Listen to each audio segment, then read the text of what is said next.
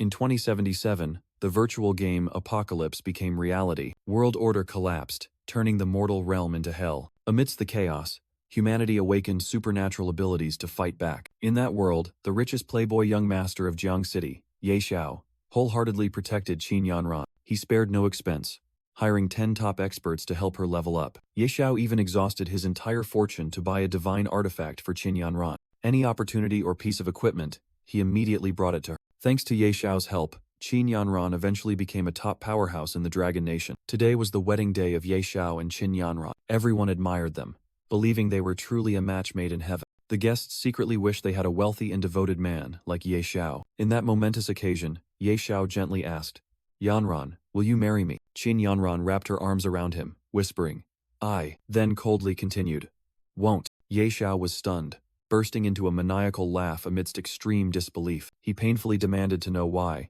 even as Qin Yanran's hand pierced through his chest. She mocked him from above alongside another man.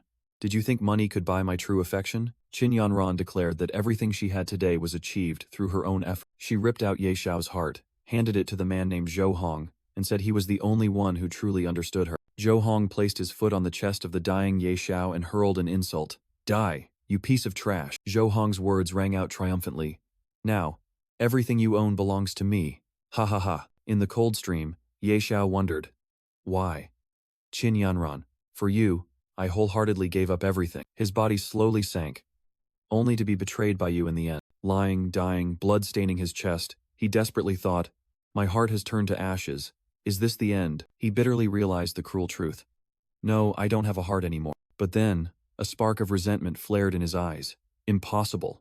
I won't let things end like this." Amidst the chaotic void, Ye Xiao roared his vow. "I refuse to accept this. I will make you pay. I will have my revenge." Suddenly, a familiar voice rang out, pulling him from his rage. "Ye Xiao, are you deaf? Didn't you hear what I said?" Ye Xiao opened his eyes, seeing the Qin Yanran of the past insulting him. "Taking your money was just to save your face. If you keep clinging to me, never look for me again." He stared blankly at the gold card in his hand and realized, "This is rebirth? I remember now, 1 week before the apocalypse descends. This card holds 200,000 yuan, Qin Yanran's monthly allowance." While Ye Xiao confirmed he had truly been reborn, Qin Yanran continued her monologue, claiming she took the money for his own good. Ye Xiao coldly turned his back, not saying a word. He turned back to face her, asking only one word, "What?" causing Qin Yanran to sneer. "Regretting it already? For my own good?" Ye Xiao scoffed. "Then why don't I just go straight to hell instead?" Qin Yanran was utterly stunned by his unprecedented fierce reaction. Ye Xiao said sarcastically, "You must have had a tough time. I will never give you anything again," leaving her speechless with anger. Thinking this was just a new trick, Qin Yanran arrogantly said, "Fine, I'll reluctantly accept your card this time." But he only spat out each word coldly. "Get lost. Immediately. Right now." Humiliated, Qin Yanran screamed in fury. "Ye Xiao, how dare you talk to me like that? You will regret this." "Just remembered," Ye Xiao said calmly, then bent down. "The shoes you're wearing were also bought by me. Take them off before you leave." Qin Yanran furiously yelled at Ye Xiao, unable to believe he dared to use money to humiliate her. Ignoring her threats, Ye Xiao coldly replied that her disappearance would be a blessing. He thought to himself that he had more important things to do than waste time on her, as the beta version of Apocalypse would start in 1 week. According to information from his previous life, the charging system would be activated within the first 10 minutes of this beta test. Realizing the golden opportunity, Ye Xiao decided he must raise enough capital before the game started. He called a woman named Ye Lin and bluntly offered to sell all his shares for 20 billion. Ye Lin was extremely surprised by the sudden offer. While Ye Xiao demanded she complete the transaction within 5 days, she laughed loudly in triumph, accepted the deal, and believed she had finally seized the Ye Corporation. After hanging up, Ye Xiao smirked confidently, determined that in this life, he would ascend to the peak of fame alone. Exactly 1 week later, system screens appeared, welcoming Ye Xiao to the beta version of the game Apocalypse. He appeared at the starting point, feeling the familiar sensation of entering this world once again. The game officially began. He quickly set his nickname as Night Xiao and started the job selection process. He recalled the image of a divine-level beast tamer and his gigantic dragon from his previous life. With the memory of that destructive power, coupled with his abundant financial resources, he unhesitatingly chose the beast tamer profession. Completing the selection, Ye Xiao laughed heartily, ready for his plan. He immediately opened the system interface and proceeded to the most crucial moment, topping up his account. Using the 20 billion from selling his shares, He successfully charged 20 billion gold coins, knowing their value would multiply tenfold after 3 days. Unexpectedly, the system announced he was the first player to charge over 1 billion and had unlocked a hidden profession reward. A strange icon flashed alongside a pair of blazing red eyes in his mind. The system congratulated him, announcing he had received a second profession, wealth. Ye Xiao was stunned when he realized he had unlocked a hidden class, God of Wealth. He didn't expect that amidst the raining gold coin. The one who appeared would be a strange, toad-like creature. Ye Xiao frowned and asked where this toad had crawled out from. The creature angrily declared his name was Ebisu, the Wealth Mentor, and that Ye Xiao was the 9,999th God of Wealth under his guidance. Ye Xiao was skeptical, mocking the idea of having a toad as a financial mentor. Ebisu snapped his fingers confidently, declaring he would show Ye Xiao what true wealth was. A series of notification panels appeared, listing 5 extremely powerful innate talents of the God of Wealth class. Ye Xiao was utterly astonished by what he had just seen. He realized these skills weren't for attack, but Ebisu asserted they could bring boundless wealth. Ye Xiao quickly calculated, realizing he could earn 22 million and 22 attribute points every day. He lifted Ebisu up, determined to use the power of money to change his fate, despite the mentor screaming to be put down. With this advantage in hand, Ye Xiao confidently chose to enter the novice village. He and Ebisu were teleported to a deserted meadow, a perfect start. While Ye Xiao was strategizing for the Beast Tamer class, Ebisu scoffed at this reckless choice. Suddenly, Ye Xiao heard a noise and turned to look. A pack of elite level 5 goblin warriors was roaring about the smell of human flesh and charging towards him.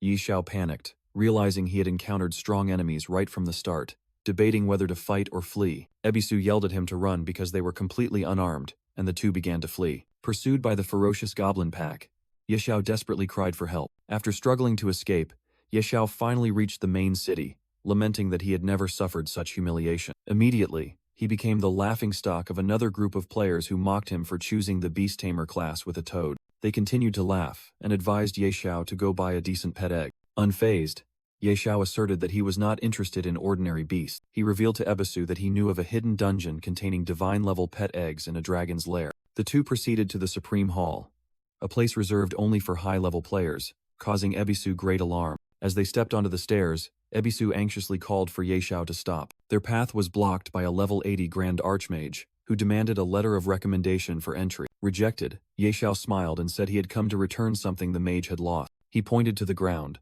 drawing the attention of the suspicious mage. The old mage was astonished to see gold coins scattered at his feet. While he bent down to pick them up, Ye Xiao continued to point out even more coins appearing around them. The mage held a handful of gold, his face beaming with joy. His attitude immediately changed, and he enthusiastically invited Ye Xiao to the upstairs VIP room. After clearing his throat to regain his solemn demeanor, the mage allowed Ye Xiao to pass, prompting Ebisu to marvel at the power of money. Ye Xiao strode alone into the magnificent hall of the Supreme Hall. He walked past the hireable level 100 night golems but flatly declared they were not worth his trouble. Suddenly, a massive warrior in deer-antlered armor appeared, and angrily demanded to know who let them in. Ye Xiao calmly faced the berserk blood warrior, and announced he needed to hire a divine-level golem guard. The warrior was utterly astonished, arguing that divine-level golems were extremely rare and not available for hire. Ye Xiao confidently declared, 1 billion per day. The berserk blood warrior froze, stunned by the figure. He explained that it was technically impossible,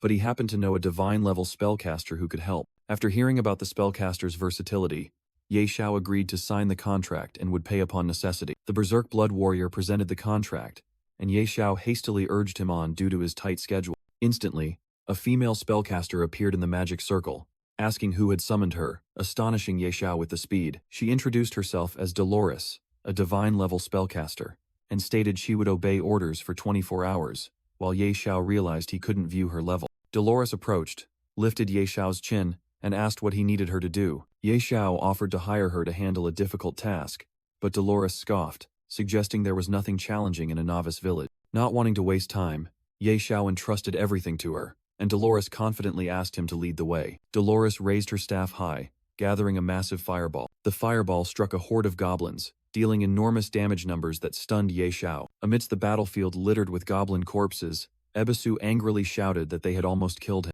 Other players witnessing the scene were amazed by the power, assuming Dolores must be a high-level hired NPC. A flurry of system notifications appeared, congratulating Ye Xiao on reaching level 10, shocking Ebisu, since other players hadn't even passed level 5. A worldwide announcement rang out, declaring that the player Night Sorrow had reached level 10, causing a sensation among the player community. Ye Xiao looked into the distance, thinking of the apocalypse, and declared it was time to head to their true destination. As the group walked along the path, Ebisu asked if this was the hidden dungeon he had mentioned. Ye Xiao smirked and confirmed. That's right, Dragon's Lair, here I come. The world-level ranking board appeared, showing only the name Night Sorrow in the first rank at level 10. In another area, a player wearing a white cloak was swiftly taking down goblins. Sitting on a rock, they lamented that, despite their best efforts, they were only level 3, while someone else had already reached level 10. However, instead of being discouraged, they smiled with excitement at the appearance of a powerful rival. Meanwhile, Ye Xiao and Dolores arrived at a secluded valley following the instructions. Ye Xiao placed his hand on a rock, activating a hidden secret mechanism. The ground shook violently as a massive structure slowly rose from the earth. They stood before the entrance to the Dragon's Lair, an extremely dangerous hidden dungeon. Dolores expressed concern about confronting a dragon, but Ye Xiao reassured her that they were only going in to assess the situation. He explained that he knew about the place thanks to footage from a level 100 berserker who had gone missing there years ago. Ye Xiao revealed his true goal. He had discovered a rare dragon egg inside the cave. Dolores was furious at this insane plan, but Ye Xiao began to flatter her, calling her a divine-level spellcaster. He continued to praise Dolores, saying that a mere dragon was nothing compared to her power. Immediately afterward, they spotted a massive level 5 radiant dragon sleeping soundly atop a mountain of treasure. Dolores instantly froze, terrified by the monster's overwhelming power. She paled, realizing it was a level 5 dragon, and secretly rejoiced that she had brought a teleportation scroll for escape. Ye Xiao still asked if they could manage, but Dolores decided she would let him go in first while she waited outside. Dolores explained that they had less than a 1% chance of victory, but this only made Ye Xiao more determined to seize the egg. She flatly refused Ye Xiao's offer to double her commission and declared her withdrawal. Ye Xiao hastily explained that they only needed to buy time, not fight, but Dolores still didn't believe it was possible. To persuade her, Ye Xiao played his final card, triple the commission, stunning Dolores. Convinced by the reward, Dolores decided, damn it.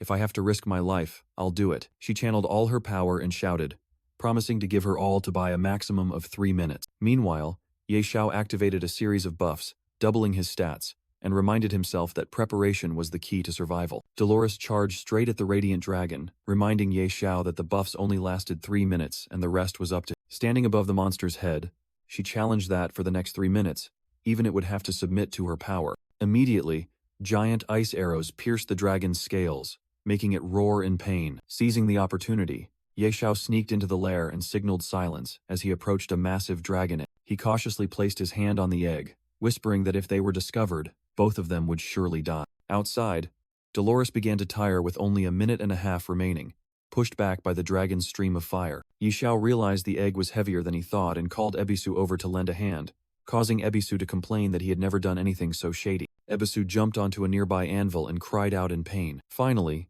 Ye Xiao managed to lift the egg and, along with Ebisu, hurriedly looked for an escape route. The radiant dragon let out an earth-shattering roar when it discovered the thief running away with its egg. Ye Xiao yelled at Ebisu to run quickly while Ebisu was busy being angry about the insult. He loudly called out for Sister Dao for help, and Dolores immediately erected a massive wall of ice. However, the ice wall began to crack the moment the dragon charged into it, unable to hold out for long. Dolores screamed a terrified warning as the dragon prepared to unleash its Dragon King's breath skill. Seeing Dolores also running away, Ye Xiao asked in surprise, and she replied that she could only be invincible for 3 minutes. Both were thrown toward the exit by the terrifying explosion from the dragon's breath. Having just escaped death, Ye Xiao sighed in relief, seeing that both he and the egg were safe. Dolores commented that if the egg hatched into a level 5 dragon, all the effort would be worth it. She didn't forget to remind Ye Xiao about her payment, and her favorability had increased. Ye Xiao prepared to sign a contract with the creature inside, despite Ybi's worrying that 100 million would be wasted. He placed his hand on the egg,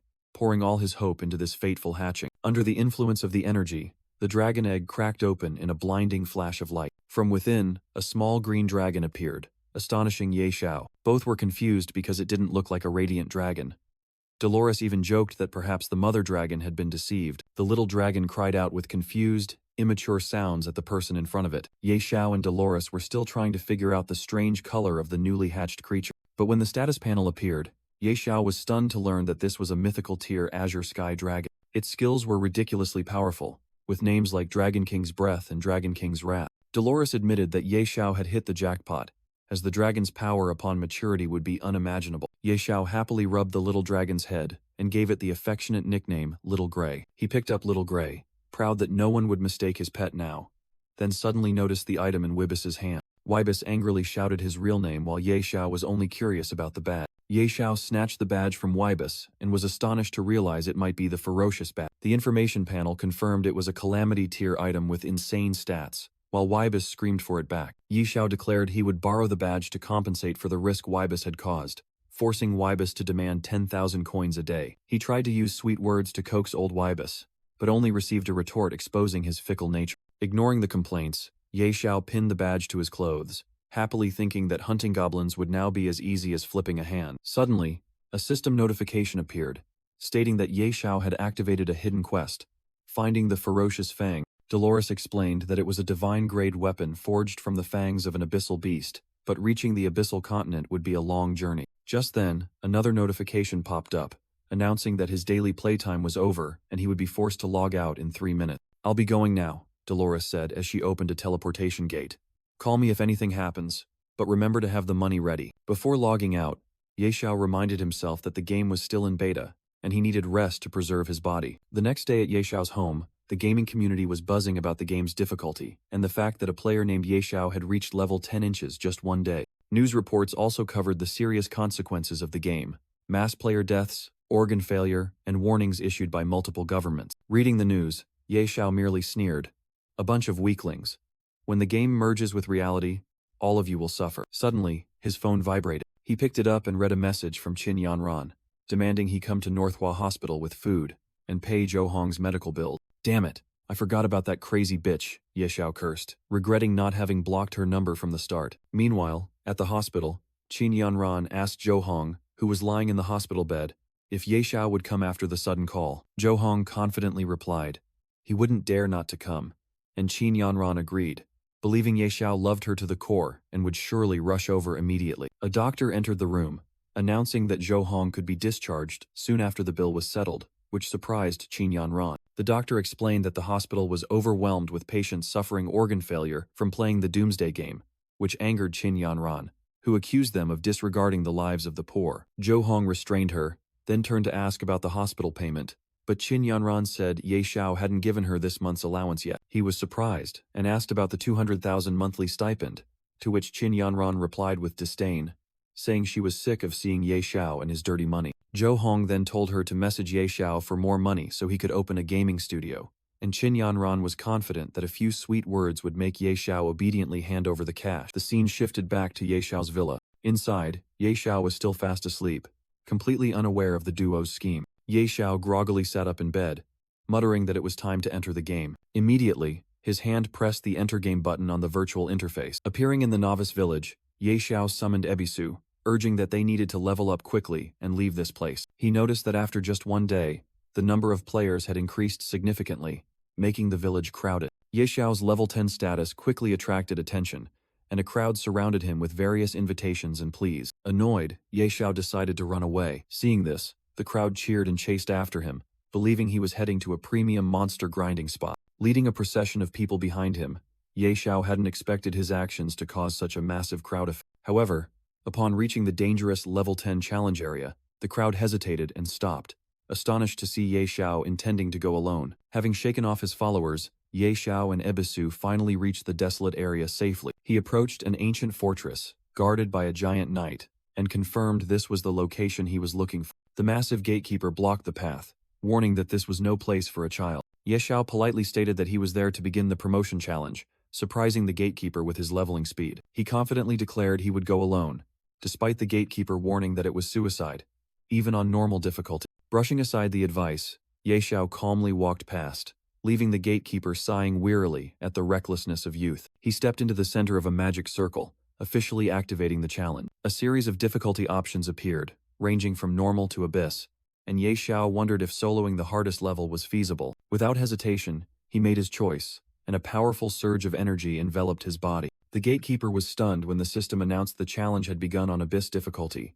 unable to believe someone dared to solo at this level. Teleported to a gloomy forest, Ye Xiao recalled how much he struggled in his previous life, having to carry the entire team, especially Qin Yanran. Inside the dark forest, Ye Xiao asserted, "This time, I am here for revenge." He summoned his spirit beast.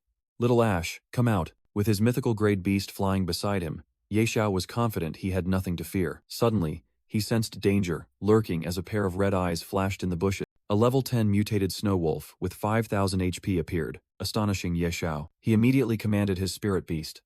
Little Ash, go. The brave little dragon charged straight toward the giant wolf. Little Ash activated the Dragon King's breath skill, firing a powerful stream of energy. The attack hit, wiping out 2,500 HP from the snow wolf. Immediately after, Little Ash rushed in, attacking continuously with sharp claws. Severely wounded, the snow wolf roared furiously, and a terrifying red aura emanated from its body. Yexiao realized the monster had entered a berserk state. Undaunted, Little Ash soared into the sky, unleashing the world-shaking roar skill. The dragon's roar stunned the snow wolf, freezing it in place. Seizing the opportunity, Little Ash spat out a stream of fire, incinerating the stunned enemy. The snow wolf collapsed, and a notification confirmed its defeat. Immediately, Little Ash was enveloped in light and leveled up 4 times, greatly delighting Yexiao. He was astonished to see Little Ash's stats skyrocket, and that it had unlocked a new, overwhelmingly powerful skill. Yexiao asked Ebisu about the spoils, and learned they were 2 black gold-grade items. Holding the new bow and dagger in his hands,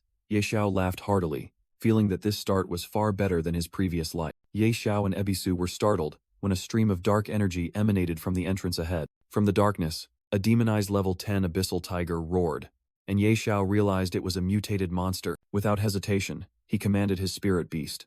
Little Ash, go. The small azure sky dragon bravely charged straight at the gigantic beast. Yexiao was astonished to realize the presence of a demonized monster. He immediately commanded, Little Ash, advance. The tiny dragon spirit beast did not flinch before an enemy many times its size. After the battle, Yexiao tiredly sat on the spoils, calculating that he would sell them for a large sum of money. However, he dismissed the idea of turning back and resolutely headed toward the final boss, despite Ebisu's doubts about Little Ash's capability. He confidently explained that in his previous life, this boss was only Lord tier. Standing before the teleportation gate, Yexiao asserted that defeating the boss would be as easy as flipping a hand. Old Hui, today I will show you what professionalism looks like, Yexiao declared as he stepped onto the sanctuary stairs, leaving Ebisu with a skeptical look. The system announced that he had fallen into the abyss, but Yexiao merely curled his lip in disdain. He boldly declared that he would abandon the emotional burdens of his previous life to become the messenger of the abyss, the ultimate power of the apocalypse. Yexiao spread his arms wide,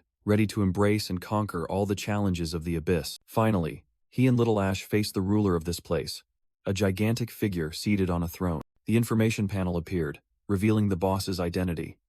Abyss Wanderer, King, Tier. Ebisu mocked him, while Yexiao was stunned to realize the boss was much stronger than he remembered. He quickly analyzed its weakness. A pure mage with 5,000 spirit points, no physical damage, but 1 spell was enough to finish him off. Facing the King Tier boss, Yexiao cautiously ordered Little Ash not to use skills arbitrarily, but to wait for his command. Yexiao ordered Little Ash to continuously move and attack the Abyss Wanderer from a distance. Obeying the command, the little dragon immediately spewed a powerful stream of fire. Little Ash circled, harassing the gigantic boss while Yexiao cheered him on. Yexiao laughed gleefully, urging his spirit beast not to give the opponent a chance to cast skills. He confidently clenched his fist, continuing to command the attack to wear down the boss's vitality. Under continuous attack, the Abyss Wanderer's eyes flared with angry blue light. The boss suddenly stopped moving, making Yexiao and Ebisu feel that something was wrong. The Abyss Wanderer slowly turned, directing its murderous gaze toward Yexiao. It raised its staff high, accumulating a massive magic circle,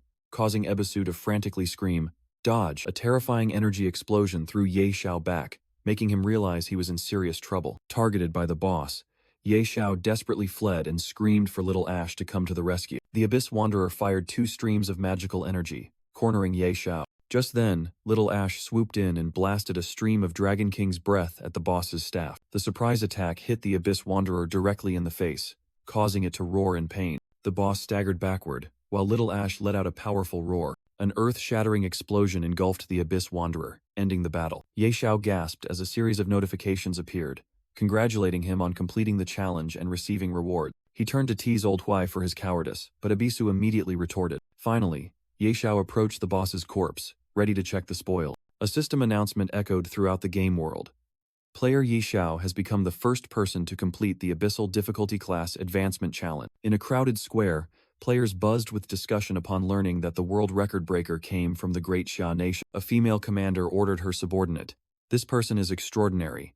Investigate him for me. The subordinate named Xiao Qi reported that the player came from the Jiangcheng region. Another man in the group immediately gave the order, send people to Jiangcheng immediately. Meanwhile, in the novice village, another group of players was astonished to learn that the level 10 professional player also originated from their village. Elsewhere, Zhou Hong excitedly told Qin Yanran that if they cooperated with this professional player, they would definitely get rich. He continued to suggest drawing Ye Xiao into the game, but Qin Yanran haughtily refused, unwilling to lower herself. Zhou Hong continued to dream that even young masters like Jiang Han would have to look up to them, but Qin Yanran remained skeptical that a game could change their lives. When Zhou Hong brought up asking Ye Xiao for help again, Qin Yanran brushed him off, until he asked about this month's living expenses. Finally, Qin Yanran changed the subject, whining for Zhou Hong not to mention Ye Xiao anymore and to teach her how to play the game. Returning to Ye Xiao, he looked disappointedly at the boss's soul drop. A small fragment. He realized this was an abyssal stone fragment, an item he had never even seen in his previous life. Deciding to appraise it later, Ye Xiao prioritized leaving the novice village to reach the main city. As soon as he stepped out of the challenge area, he heard the astonished shout of the guard, who couldn't believe someone had overcome the abyssal difficulty alone. After a moment of shock, the guard obeyed the order and activated the massive teleportation gate. The system congratulated Ye Xiao on passing the challenge and granted him a guiding token for free entry and exit to the main city. The guard also presented him with an additional reward for completing the abyssal tier challenge, a badge of courage. Ye Xiao inspected the item and was satisfied to see it was an epic tier emblem that boosted all attributes. He excitedly called Little Ash and Old Hui, preparing to enter the main city with his two spirit beasts. The full view of Windleaf main city appeared before his eye. Ye Xiao and his two spirit beasts entered the city, noticing that it was much emptier than in his previous life's memory. He revealed their goal was to find the beast tamer Gutol, making Ebisu wonder why they needed to find another beast tamer. Ye Xiao confidently strode down the city's deserted cobblestone street. Soon, he found his target, the beast tamer Gutol, sitting outside a building. Ye Xiao offered to change classes, but Gutol arrogantly refused, until Ye Xiao mentioned the hidden class beast speaker. Gutol was skeptical and set a condition. Ye Xiao must prove his strength by bringing back 100 eyes of young demon wolves. The system assigned the quest, but Ye Xiao merely sneered, as he had no intention of wasting time killing 100 elite monsters. When Gutol scolded him as useless, Ye Xiao calmly replied that he didn't need to kill the demon wolves and that one item was enough to prove his strength. Gutol was stunned when he saw the item in Ye Xiao's hand, recognizing it as an epic tier badge of courage. Ye Xiao confirmed it and corrected him, stating that he hadn't just cleared the Hell tier challenge, but the Abyss tier. When Gutol asked about the number of members in his party, Ye Xiao raised one finger and confirmed he had gone alone. Gutol's attitude immediately changed. He burst into laughter and praised Ye Xiao as an extraordinary talent, a true dragon among men. Ye Xiao secretly marveled at the speed with which the beast tamer had changed his tune. When asked again about the class change, Gutol agreed, but requested to see the spirit beast that helped Ye Xiao clear the Abyss challenge. Gutol was speechless when Ye Xiao summoned Little Ash, exclaiming in horror that it was a divine tier spirit beast, a baby dragon. He was so moved that he trembled, admitting that this was the spirit beast of his dreams. Gutol suddenly announced that the beast speaker class was unworthy of a divine tier spirit beast, and that he would introduce Ye Xiao to the royal beast tamer master. Ye Xiao smiled as he accepted the letter of recommendation from Gutol, secretly thinking his luck was excellent. Ye Xiao received the letter of recommendation along with a notification activating the hidden quest Whispers of the Dragon. On the way, Ebisu was jealous of his master's luck, but Ye Xiao revealed that he had something else to do before heading to the royal city. When Ebisu curiously asked, Ye Xiao only mysteriously replied that he needed to complete another hidden quest. Ebisu was astonished that Ye Xiao knew so many hidden quests as they approached a large, church-like building. Outside the building,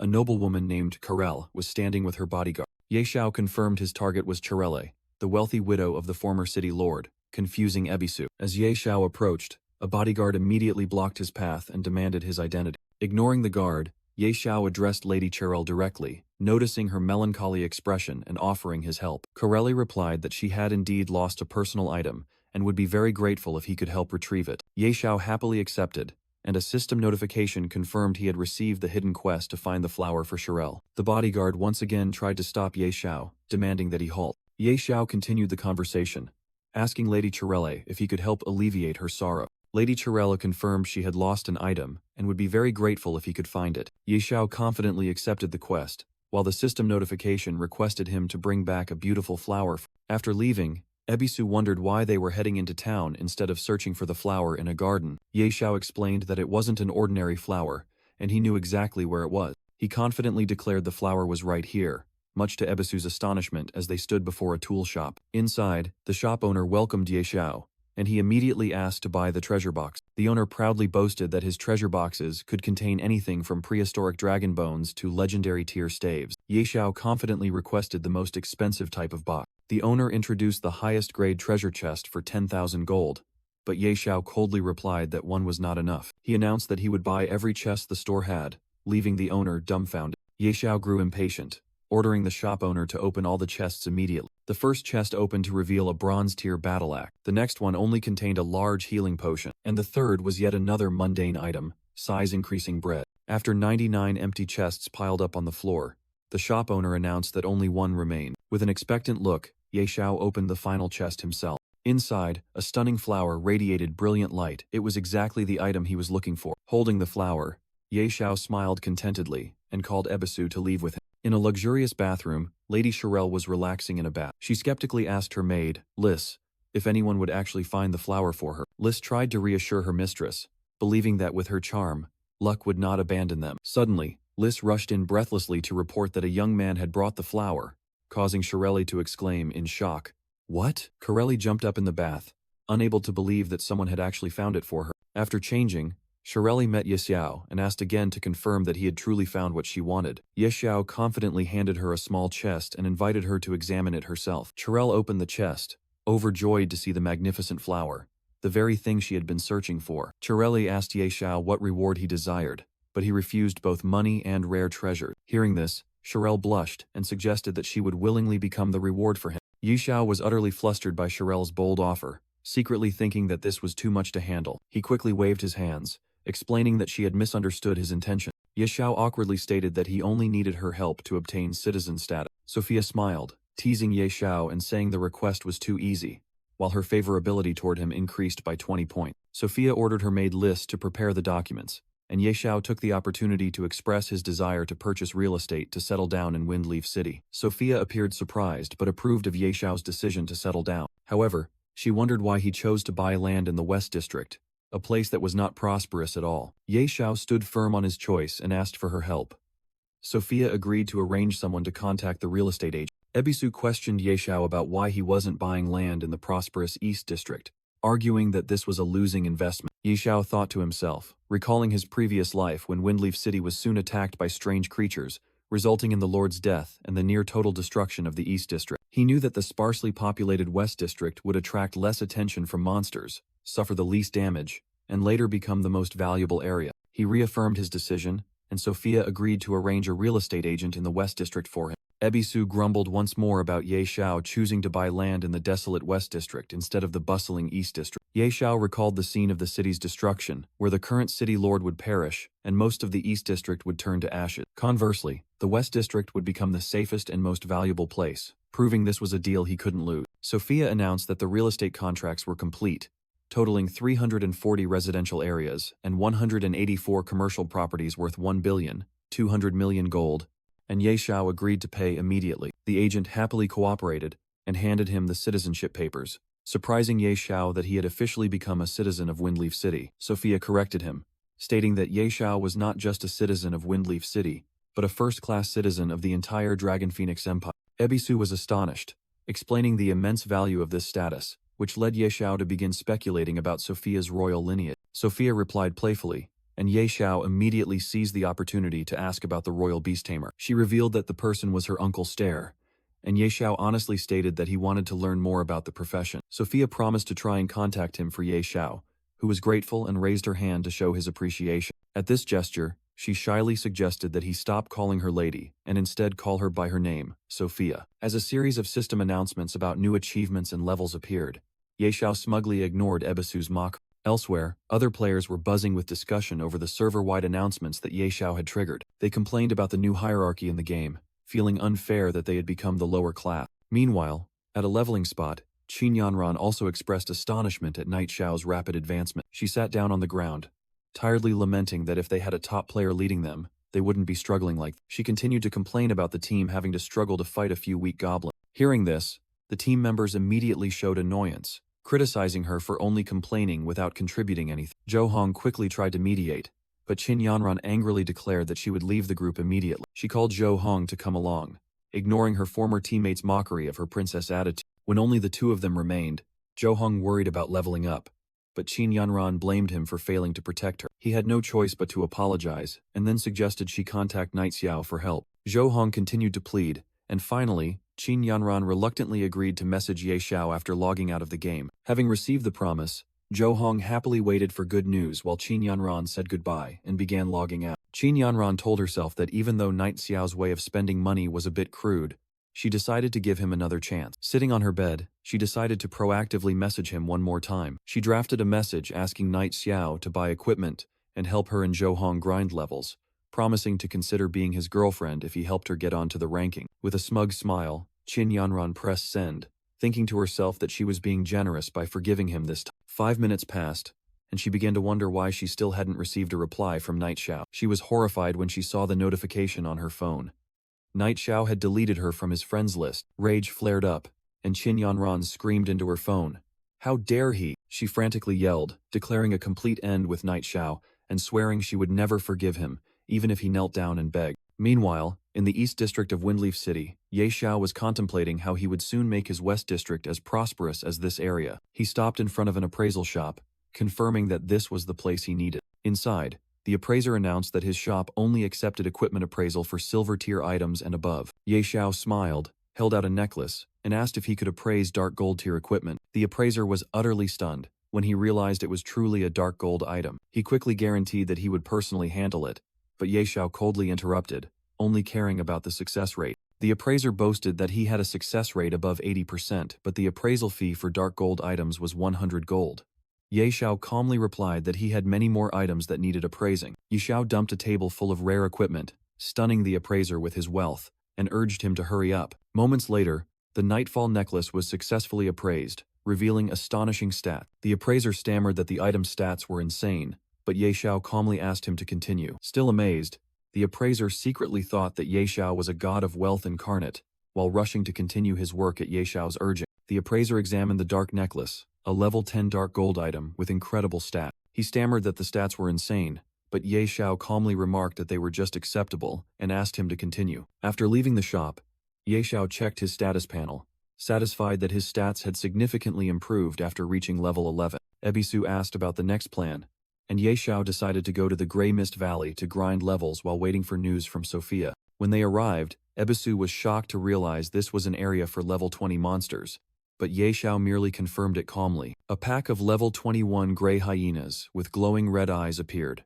making Ye Xiao slightly annoyed because they traveled in a horde. Without hesitation, Ye Xiao ordered Little Ash, his dragon, to attack. Little Ash immediately unleashed a powerful dragon's breath, incinerating the hyena pack and yielding a large amount of experience points. Ye Xiao sat leisurely on a chest, explaining that this was the ideal spot because monsters would come to him, prompting Ebisu to sarcastically remark that he certainly knew how to enjoy himself. Sipping his tea, Ye Xiao reminisced about his miserable past and burst into hearty laughter at his current life, while Little Ash continued to slaughter monsters. Soon, a beam of light enveloped Ye Xiao as he and Little Ash simultaneously leveled up to level 12. Standing in a battlefield littered with hyena corpses, he calculated that reaching level 20 would only take a few days at this pace. Suddenly, Ye Xiao discovered a strange item that had dropped from one of the monsters. It was a basic skill scroll, Fireball, leading Ebisu to wonder if a beast tamer using magic wasn't ridiculous. Ignoring the comment, Ye Xiao decided that having extra skills was never a bad thing and immediately crushed the scroll to learn the spell. He excitedly tested the new skill, launching a fireball toward a surviving hyena. However, the explosion only dealt a mere 31 points of damage. Ye Xiao was stunned by the skill's weak power, while Ebisu burst out laughing, mocking that the fireball was weaker than Little Ash's fart. Noticing that it was late, Ye Xiao decided to log out, preparing for the third day of the apocalypse about to begin. Ye Xiao knew that the game was about to be publicly released, forcibly enrolling all citizens over 16, and that the world was about to change forever. Just as expected, an earthquake began to shake the city during the night. The sky was torn apart by strange lightning, signaling a terrifying event about to unfold. In the streets, citizens panicked as a virtual screen appeared, announcing their entry into the apocalyptic game. Crowds of people from everywhere were suddenly teleported to an unfamiliar land, stunned and unable to comprehend what was happening. Among them were Qin Yanran and Zhou Hong, both surprised to be automatically pulled into the game. Zhou Hong realized the scale of the situation and asked Qin Yanran if she had contacted Ye Xiao for help. Qin Yanran dismissed him contemptuously, declaring that she would seek assistance from the legendary top player Knight Xiao. She smiled confidently, believing that no man could resist her beauty. A system announcement echoed everywhere, confirming that all citizens had been forcibly logged in and could not log out. The announcement continued by explaining the brutal rules.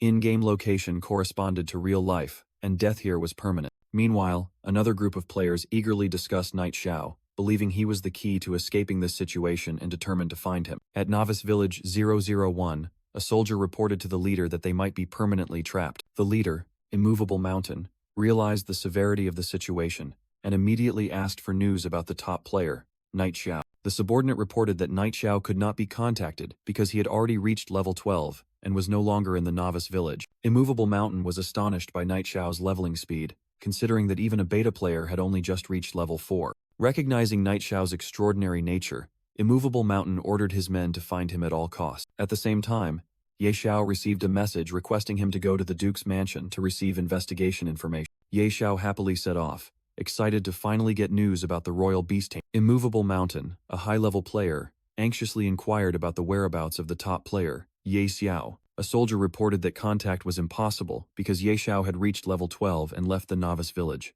Immovable Mountain was astonished to learn that even a beta tester was only level 4, highlighting the game's difficulty. Recognizing Ye Xiao's extraordinary nature, Immovable Mountain ordered his subordinates to find him at all costs. Meanwhile, Ye Xiao received a message summoning him to the Duke's mansion and immediately set off.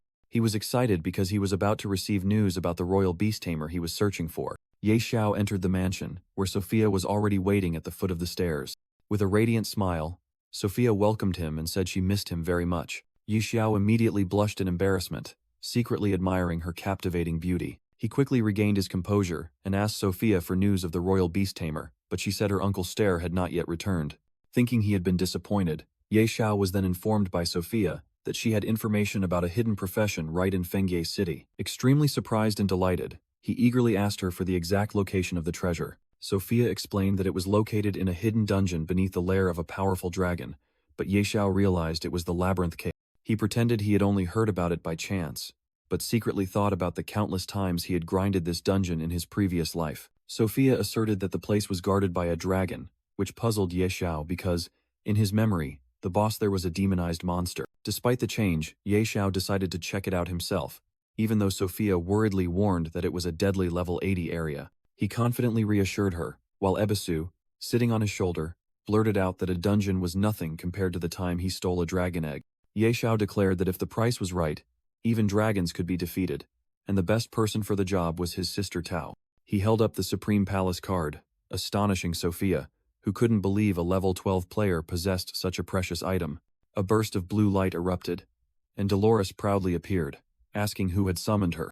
Dolores called Ye Xiao little brother, and asked if he remembered her, while he replied that he had a big task requiring her help. When Dolores guessed the mission involved a dragon again, Ye Xiao slyly confirmed it. Dolores panicked and refused, recounting that the last time she stole a dragon egg, she injured her back and still hadn't recovered. Ye Xiao offered a reward of 2 billion gold, forcing Dolores to reconsider. She said she needed a month to heal, but Ye Xiao offered to show her the location of the holy spring. Shocked by this information, Dolores agreed to go along if he truly knew the spring's location. Ye Xiao sealed the deal and announced they would set off immediately, surprising Dolores. As they left, Ye Xiao revealed that the holy spring was located in the Lost Land. Sophia watched them go, secretly thinking that Ye Xiao was truly an extraordinary person. Sophia's favorability toward him increased by 10 points, and she wondered if he would become a god-level player in the future. Meanwhile, outside the Novice Village, a player named Wang Qiang died permanently after being killed twice by a goblin. News of the real death in the game spread, causing other players to panic and seek out the level 12 player for help. Ye Xiao and Dolores arrived at the Dragon Mountain Range. He warned that places that look peaceful are often the most dangerous. Ye Xiao admitted that the monsters here were all level 80, and they needed to avoid unnecessary combat to reach the dungeon. A gigantic black dragon soared through the sky, patrolling the mountain range. Dolores anxiously asked Ye Xiao if he was sure about the entrance, as she did not want to be discovered by that Tier 5 beast. Ye Xiao reassured her that the dungeon entrance was hidden beneath a slope, and they would not be discovered. He confidently led the way through a narrow ravine, proving he was right. The two finally reached an ancient stone gate, the dungeon entrance, while the dragon continued to circle in the distance. At the dungeon entrance, Dolores announced that she could not activate the gate because she couldn't sense any mana.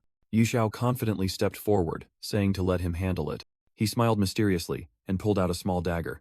Yishao used his blood to activate the gate, astonishing Dolores, who asked how he knew how to open it. The stone gate slowly opened, and Dolores couldn't believe he had actually done it. Yishao once again asserted to Dolores that he would be the one to open the gate. He prepared the dagger, ready to perform his action. As the characters on the gate glowed thanks to Yishao's blood, Dolores again questioned his knowledge. The gate opened completely, and Dolores once again exclaimed in astonishment at Yishao's success. He led her inside, saying he had his own methods, while Dolores secretly thought he was too mysterious. The system announced they had entered the dark labyrinth dungeon, a dangerous area, causing Ebisu on his shoulder to complain. Dolores worried about the 3-hour time limit, while Yishao realized it had been shortened compared to his previous life. Ebisu warned that this mission was even more dangerous than facing a Tier 5 dragon, but Yishao turned to provoke Dolores. Teased, Dolores proudly declared that she was a divine-level spellcaster and would not be afraid of a mere labyrinth. Yishao agreed and quickly asked if she knew the invisibility spell. Dolores scorned it as a low-level spell, but Yishao reassured her that it was enough as long as it concealed them. She easily cast the spell, turning both of them into faint, ghostly figures, which impressed Yishao.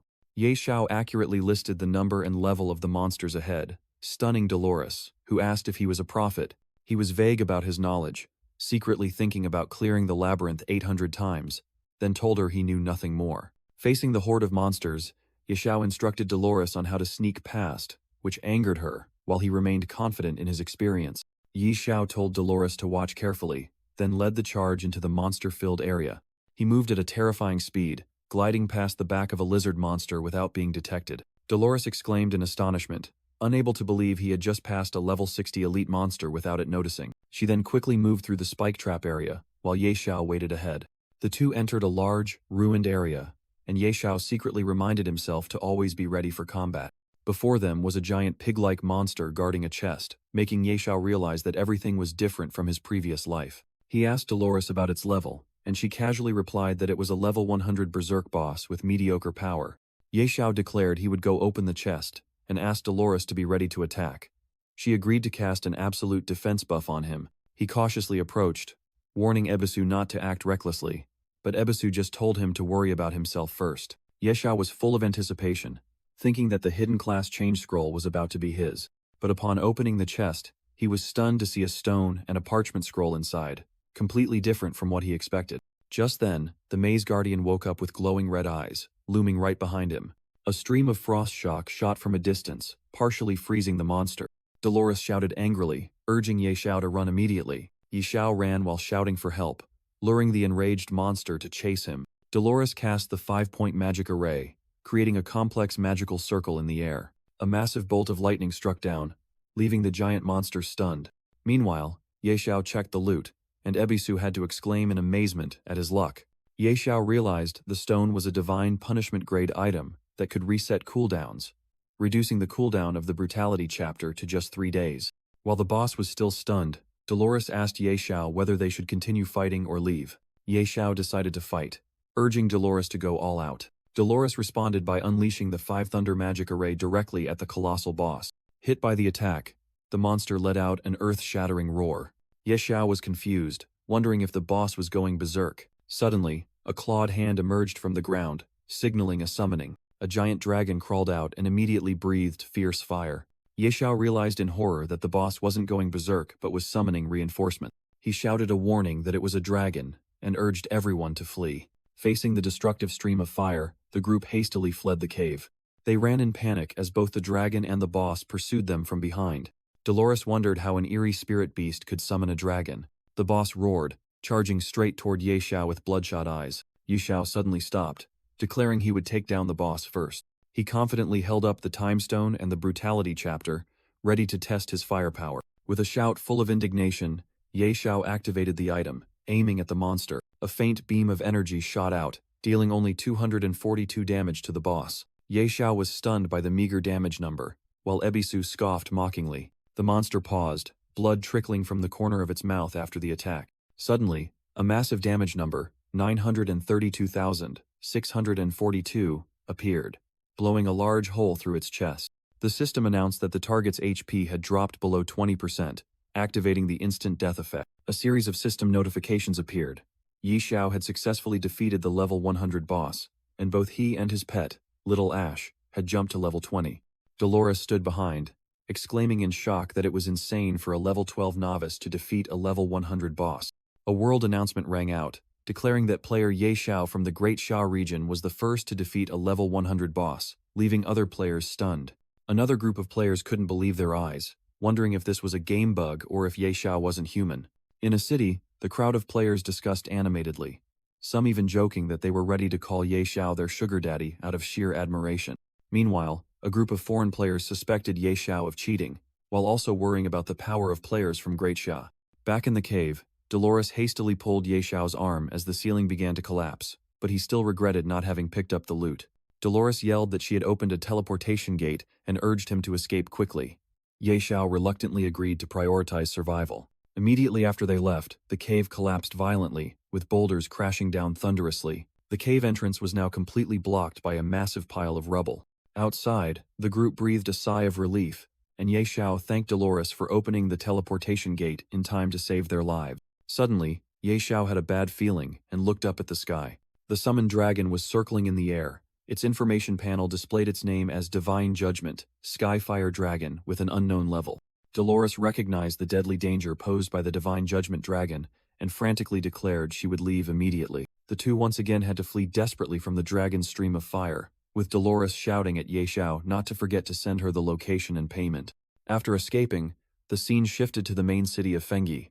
Ye Xiao went to meet Sophia, who was extremely surprised that he had actually retrieved the item from the maze. Sophia praised Ye Xiao profusely. He feigned modesty, saying it was just a small matter, prompting Ebisu to speak up and expose him. Sophia asked how to use the scroll to unlock the hidden profession, but Ye Xiao, after reviewing it, said that this was not a typical class change scroll. Sophia asked again, confused, and Ye Xiao explained that according to Uncle Stir, this scroll would awaken her hidden potential and a unique profession specifically for her. Sophia told Ye Xiao to follow her, leading him up a grand staircase. A bookshelf on the wall shifted, revealing a secret passage. They entered a hidden room, which astonished Ye Xiao because he had never known about this place in his previous life. A man introduced himself as Stir, the royal beast tamer Ye Xiao was looking for. Ye Xiao respectfully greeted him and expressed his desire to unlock his hidden class. Stir agreed to assist Ye Xiao with the class advancement process and asked if he was ready. Ye Xiao eagerly confirmed, and Stir handed him a scroll, explaining that it would awaken his deepest power. Stir mused that he hadn't expected someone to choose this path again. He confirmed that he would supervise Ye Xiao's class advancement process. Stir instructed Ye Xiao to follow the guidance of his heart. As the ritual began, Stir told Ye Xiao to remain calm and not resist when 5 transparent orbs appeared around him. The orbs began to emit a brilliant blue light. Ye Xiao stood amidst the 5 glowing crystal orbs, looking incredibly powerful. Stir exclaimed in shock that it was impossible. All 5 crystal orbs had been activated. Sophia asked her uncle if this was the supreme class advancement, and Stir confirmed it. Stir explained that the 5 orbs symbolized potential, and even he had only managed to activate 3. He wondered if Ye Xiao was even human, having broken the limit and activated all 5 orbs. Sophia also began to ponder, wondering if Night Xiao was in existence far beyond ordinary people. A series of system notifications appeared, congratulating Ye Xiao on successfully advancing to the SSS-Rank hidden class Beast God Master. Ye Xiao reviewed the stats and innate talents of the new class, astonished by their insane power. Stir exclaimed in awe at the power of the Beast God Master class, while Ye Xiao secretly assessed the insane benefits it provided. Ye Xiao examined the blueprint for the Beast God's Claw, an epic tier equipment capable of evolving, and realized he would have to hunt for rare materials. After completing the class advancement, Ye Xiao thanked Stir, who, along with Sophia, praised his limitless potential. With Ebisu on his shoulder, Ye Xiao was confident that he would reach the peak in this life, and his immediate goal was to craft the Beast God's Claw. Elsewhere, a group of 3 players led by a blonde man arrived before a gatekeeper and requested to participate in the Abyss level challenge. The gatekeeper asked about the challenge level they wished to enter, noting that all 3 had very good equipment. The leader, with the ID Tiger unleashed, proudly declared that he would conquer the Abyss level challenge alone. The gatekeeper was surprised that yet another person wanted to try, but Tiger Unleashed asserted that he lived for challenges and was fearless. Tiger Unleashed's 2 female teammates waited outside for good news, while he confidently promised they wouldn't have to wait long. The gatekeeper muttered to himself, marveling at the difference in players coming from other worlds. Soon after, Tiger Unleashed frantically rushed out of the gate, screaming for help and saying that the monsters inside had mutated. Severely injured, he was helped away by his teammates, while the gatekeeper secretly thought that not everyone could overcome this challenge alone.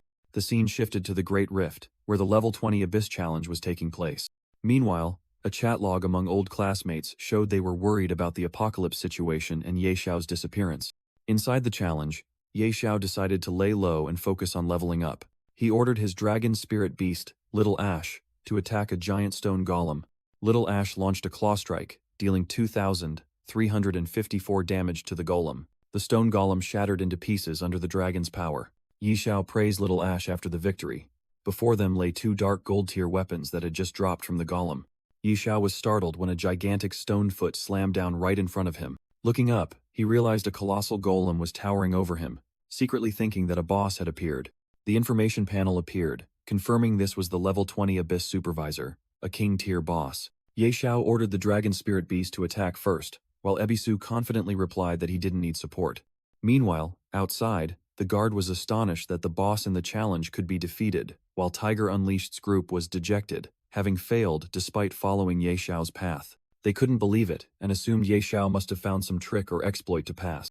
Just then, a system notification appeared in the sky, leaving both groups stunned. Returning to the battle, the Azure Sky Dragon let out a sky-shattering roar as it easily defeated the Abyss Supervisor. Ye Xiao approached the boss's wreckage, disappointed that it dropped no equipment other than a fragment of Abyss stone. The other group of players remained skeptical, insisting that Knight Xiao had exploited some loophole. The notification about Knight Xiao's achievement confused them even further. With overwhelming power, Ye Xiao's dragon spirit beast easily crushed the boss. He picked up the Abyss stone fragment, wondering why the boss hadn't dropped any equipment. Ye Xiao speculated whether the two fragments from the Wanderer and the Supervisor could be used to craft a divine tier item, but Ebisu immediately dashed that hope.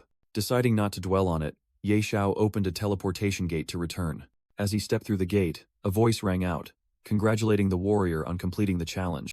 In front of him were 3 guards, the one in the middle handing him a chest as a reward.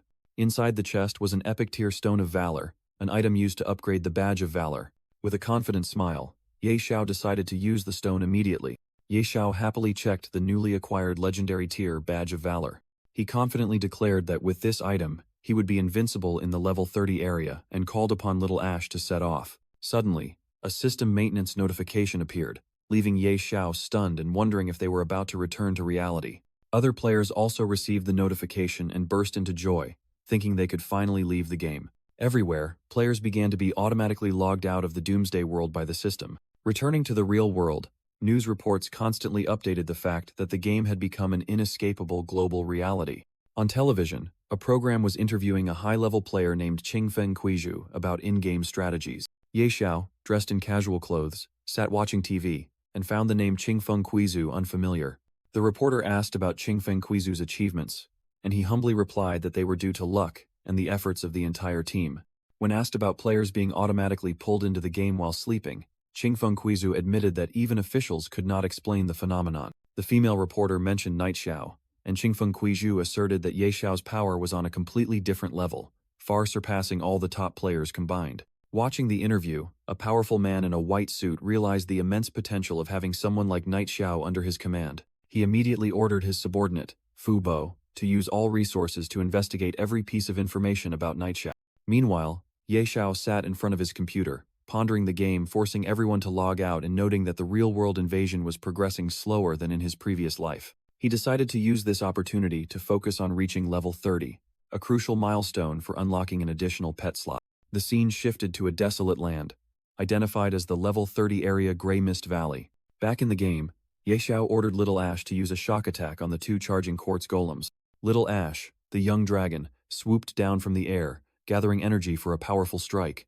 The 2 rock monsters were instantly stunned, causing Ye Xiao to laugh and praise his pet's progress. Little Ash roared, unleashing a powerful stream of dragon breath. The stream of fire shattered the surrounding rocks, prompting Ye Xiao to exclaim in praise. Immediately afterward, the system announced that both Ye Xiao and Little Ash had reached level 24, making him laugh with delight. Meanwhile, other players gathered before the world rankings, unable to believe Ye Xiao's leveling speed and suspecting him of cheating. Qingfeng Kuizhu, the second-ranked player, also had to admit that the gap between him and Night Xiao was growing ever wider. Nevertheless, his team members continued to praise Qingfeng Kuizhu profusely, while he accepted his second-place position. Elsewhere, in the Dragon Nest of Novice Village 9527, a voice rang out, scolding the sleeping Radiant Dragon for losing an egg. The Radiant Dragon faced the Black Skyfire Dragon. Speaking of the burden of the Dragon Prophet, the Radiant Dragon asked the Skyfire Dragon if it could sense the repulsive presence of a human. The Skyfire Dragon was skeptical, believing that such power must come from the gods, and could not possibly belong to a mere human. The Radiant Dragon asserted that it was the Dragon Prophet and decided to entrust the future to that human, despite the Skyfire Dragon protesting that it was a reckless act. Both dragons soared into the sky, the Skyfire Dragon shouting that there was no more time. The Radiant Dragon once again emphasized the unpleasant aura that the human carried. The Skyfire Dragon identified it as divine power and continued to disbelieve that a human could possess it. The argument continued, with the Radiant Dragon remaining firm in its decision, stating that the Skyfire Dragon could not see what it saw. Both continued to fly away in urgency. The Radiant Dragon explained that a dark force was about to devour everything, and that human was their last hope. It ordered the Skyfire Dragon to follow, but the Black Dragon remained skeptical about betting the fate of their entire race on a human. At the same time, another group of players sighed in relief, having finally reached Windleaf Main City.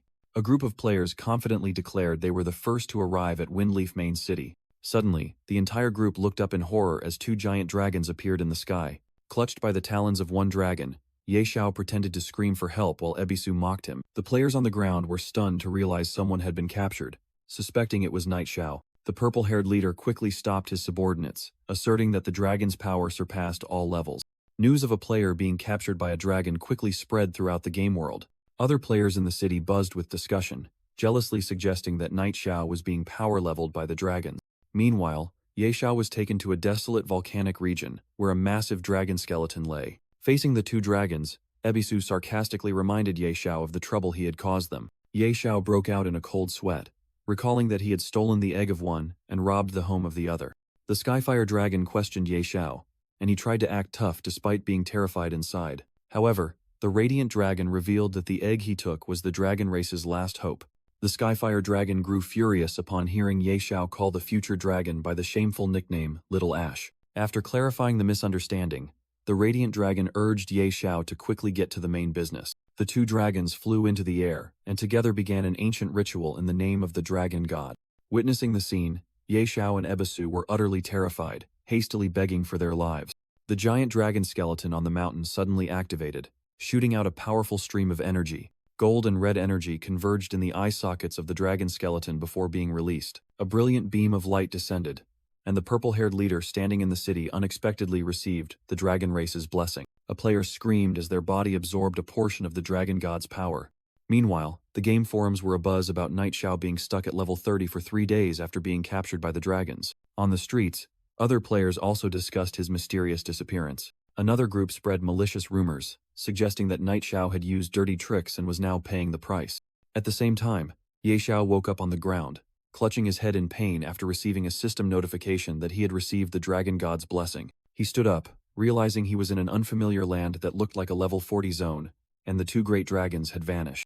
Ye Xiao checked his status panel and was confused because he saw no obvious changes to his stats or skills after receiving the blessing. He suddenly discovered a new skill called Money Shield, which could convert his 1,810,000,000 gold into a nearly impenetrable shield.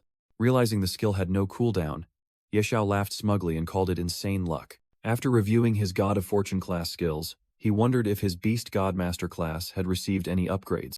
He opened the Beast God Master skill panel and was utterly astonished to discover a new talent, Infinite Beast Mastery, which allowed him to tame an unlimited number of pets. Ye Xiao compared his new ability to the limits of even the Royal Beast Tamer and couldn't believe his luck. Overjoyed, he knelt down and bowed toward the dragons that had departed, swearing to be grateful to them and their ancestors. Afterward, Ye Xiao and Ebisu proceeded to a large structure identified as the Level 30 Challenge Hall.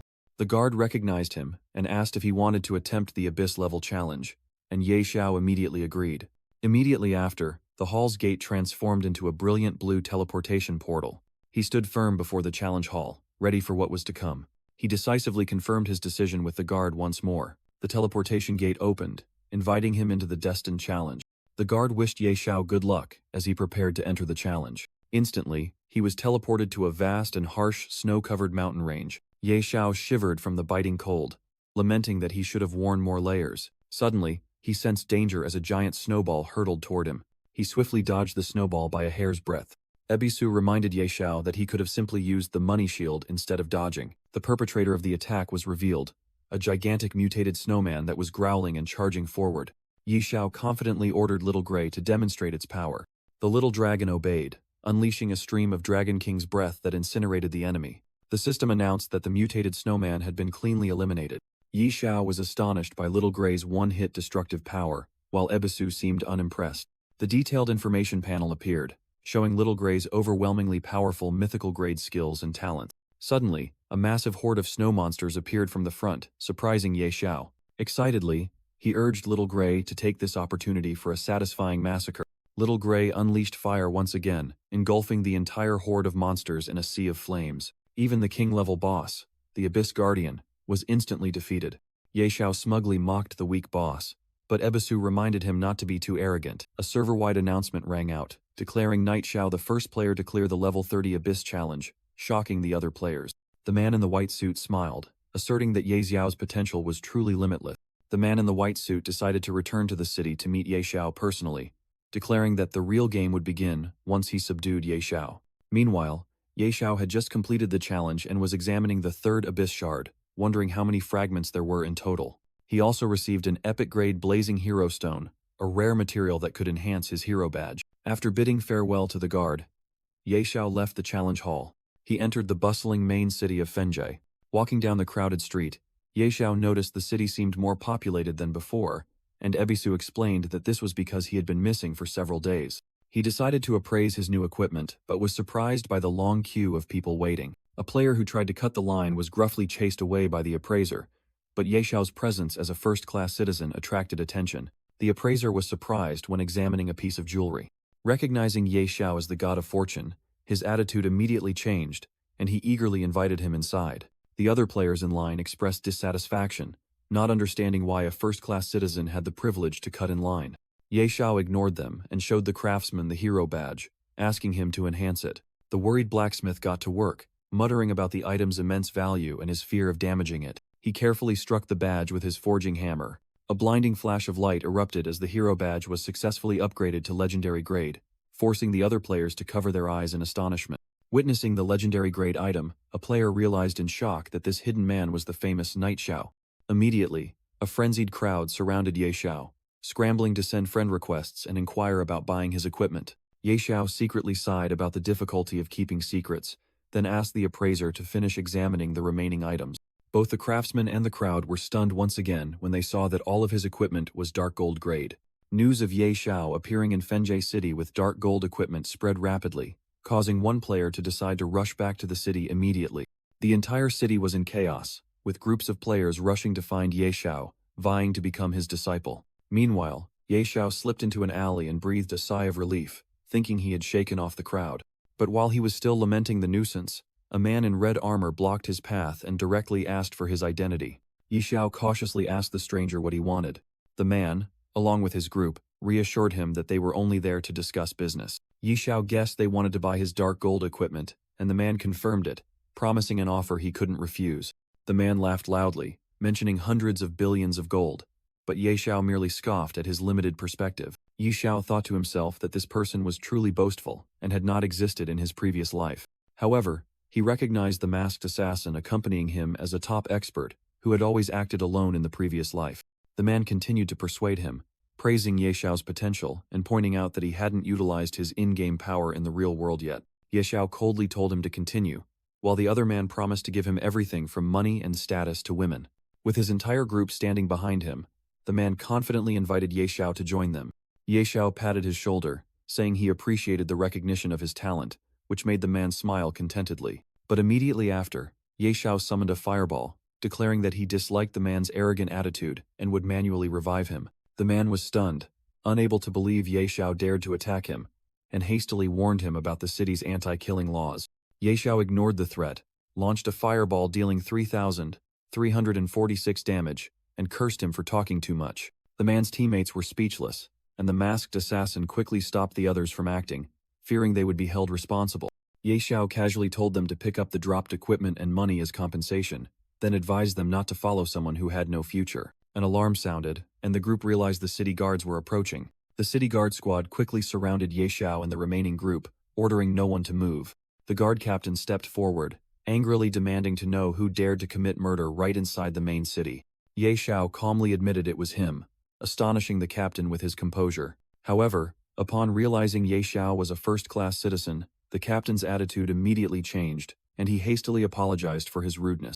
Ye Xiao simply explained that someone had threatened him, so he cleaned him up, which made the captain even more indignant on his behalf. The captain obsequiously assured him that maintaining city safety was their responsibility, and asked permission to leave so as not to bother Ye Xiao further.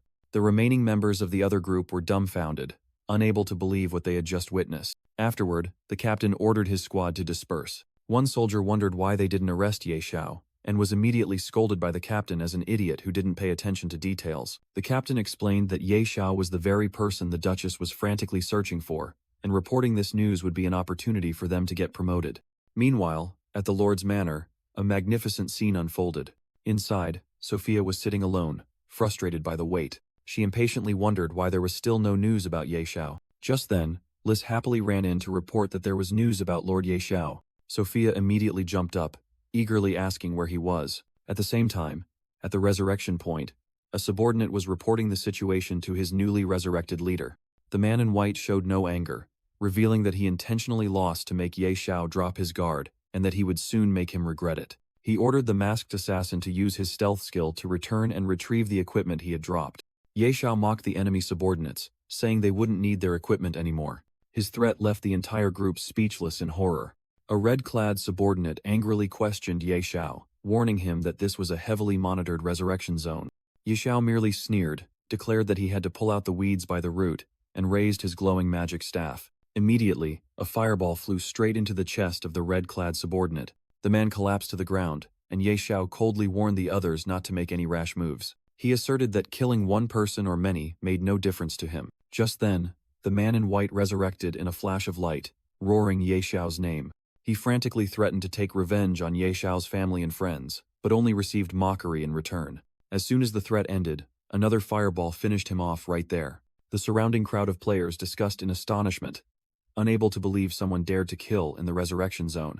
The subordinates realized in shock that their master was no longer resurrecting but had been forcibly logged out. A squad of city guards led by a solemn judge appeared, loudly asking who dared to cause trouble. The masked assassin thought to himself that Ye Xiao would surely pay the price when facing the judge. Ye Xiao also assessed that confronting the judge directly right now would be a major loss. Nevertheless, he calmly stepped forward, casually admitting that he was the killer. The judge ordered the soldiers to escort Ye Xiao away, and he showed no intention of resisting. At the same time, in a luxurious mansion in the real world, Fu Bo was frantically shaking his young master, who lay unconscious on the bed. In the real world, Fu Bo frantically reported to an older man that the young master had been killed. That powerful man roared in anger, swearing to make the entire family of the person who killed his grandson die as well. Simultaneously in the game, Ye Xiao was being tried at the Dragon Phoenix Empire Court for murder in the Resurrection Zone. He calmly justified that he was merely defending the dignity of a first-class citizen against someone who had harassed and threatened him. From another location, a group of people in suits monitored the trial, astonished by Ye Xiao's ruthlessness in killing his opponent 5 times in a row. The judge named Ader declared Ye Xiao guilty of murder and sentenced him to permanent exile. Just then, a voice rang out in Ye Xiao's defense, arguing that his actions were justified and causing the judge to pause. Duchess Layla grandly entered, stating that the punishment was too unfair. Judge Ader immediately changed his demeanor, respectfully greeting Layla. Layla declared Ye Xiao to be her friend and demanded that Ader not treat him unfairly. Hearing this, Ader hastily changed the verdict, stating that the deceased deserved the punishment and ordered Ye Xiao's immediate release. After Layla requested permission, Ader agreed to let her and Ye Xiao leave. The two left the courthouse together while Ader bowed in farewell. Outside, Ye Xiao thanked Layla for her help, while Ebisu, perched on his shoulder, remarked that he had been saved again. Layla expressed concern upon hearing he had been captured by a dragon, but Ye Xiao reassured her that it turned out to be a lucky opportunity. He gently kissed Layla's hand and accepted her invitation to return home to recount his adventure. On the way, Ye Xiao asked Layla if Stir was still at the mansion, as he had something he needed to ask. Layla was utterly astonished to learn that Ye Xiao had quickly reached level 30. In the main hall of the mansion, Ster was also present and marveled at Ye Xiao's extraordinary leveling speed. Ye Xiao humbly asked Ster about his second-class advancement quest. Ster explained that quests for hidden classes were extremely mysterious, as they involved the domain of the gods. When Ster seemed worried, Layla reassured him that to advance, Ye Xiao needed to gain divine recognition, which immediately made him think of the Lost Temple. Ster was astonished that Ye Xiao knew about the Lost Temple, one of the most mysterious locations in Apocalypse. Layla also praised Ye Xiao's knowledge and explained that the temple appeared and disappeared randomly like an illusion. Immediately afterward, Ye Xiao received the quest Search for the Lost Temple, making him realize that the second-class advancement would be very difficult. Upon leaving the mansion, Layla instructed Ye Xiao to return to her after he was done, while Ebisu lamented the difficulty of the quest. However, Ye Xiao decided to postpone the temple search, as he knew a more important event was happening tomorrow, the first strange invasion. He explained that a gate to another world would open, unleashing countless strange creatures from the abyss. These creatures would massacre all living beings and destroy the entirety of Fengyimain City. Ebisu panicked and urged him to flee, but Ye Xiao knew he couldn't handle it alone and thought of someone who could help. He immediately opened a teleportation gate and called out for Dolores. Dolores appeared on the other side, looking annoyed because nothing good ever happened whenever Ye Xiao sought her out. She sarcastically asked if he had found another unlucky dragon's nest, but Ye Xiao reassured her that this time the job was only within the city. Dolores was skeptical about the danger in the city, but Ye Xiao simply hired her to protect his property in the Western District for one day. Suspecting a trap, Dolores questioned Ye Xiao, but he merely responded by mentioning their long-standing friendship. Finally, Dolores agreed to be there on time, causing Ebisu to mock Ye Xiao for tricking someone else again. On the way, Ye Xiao ignored Ebisu's words and decided to use the remaining time to level up, preparing for the invasion. Meanwhile, on the Apocalypse forums, players were boiling with rage, demanding real name verification after Ye Xiao repeatedly killed a player at the resurrection point. In the real world, the man who was forcibly logged out dismissed the online uproar as childish games and decided to rest before a long night. At the same time, ordinary citizens who were sound asleep were suddenly digitized and pulled into the game world. A massive wave of new players suddenly appeared in the villages, confused and terrified, as they realized they had been forcibly logged in again and could not log out. Meanwhile, Ye Xiao welcomed Dolores, who arrived on time and wondered why he had called her to a quiet city at this hour. He entrusted all his property in the West District to her protection, and Dolores confidently guaranteed that not a single brick would be lost. Just then, ominous purple lightning flashed across the city sky, signaling an impending catastrophic event. When Ye Xiao told Dolores to prepare a buff, she sensed the abnormality and looked up at the sky with confusion. A gigantic rift tore open the sky, unleashing countless demonic creatures upon the world. The strange invasion had begun. Countless hideous monsters, from winged demons to clumsy giants, poured out of the spatial rift. The city guard force immediately took action, issuing a level 1 alert and ordering the defense of the city walls and the evacuation of citizens. Chaos engulfed the streets as the invading monsters began massacring terrified and defenseless players. Dolores was astonished and asked how Ye Xiao could have predicted the invasion, but he merely encouraged her, reminding her of the power of a divine-level spellcaster.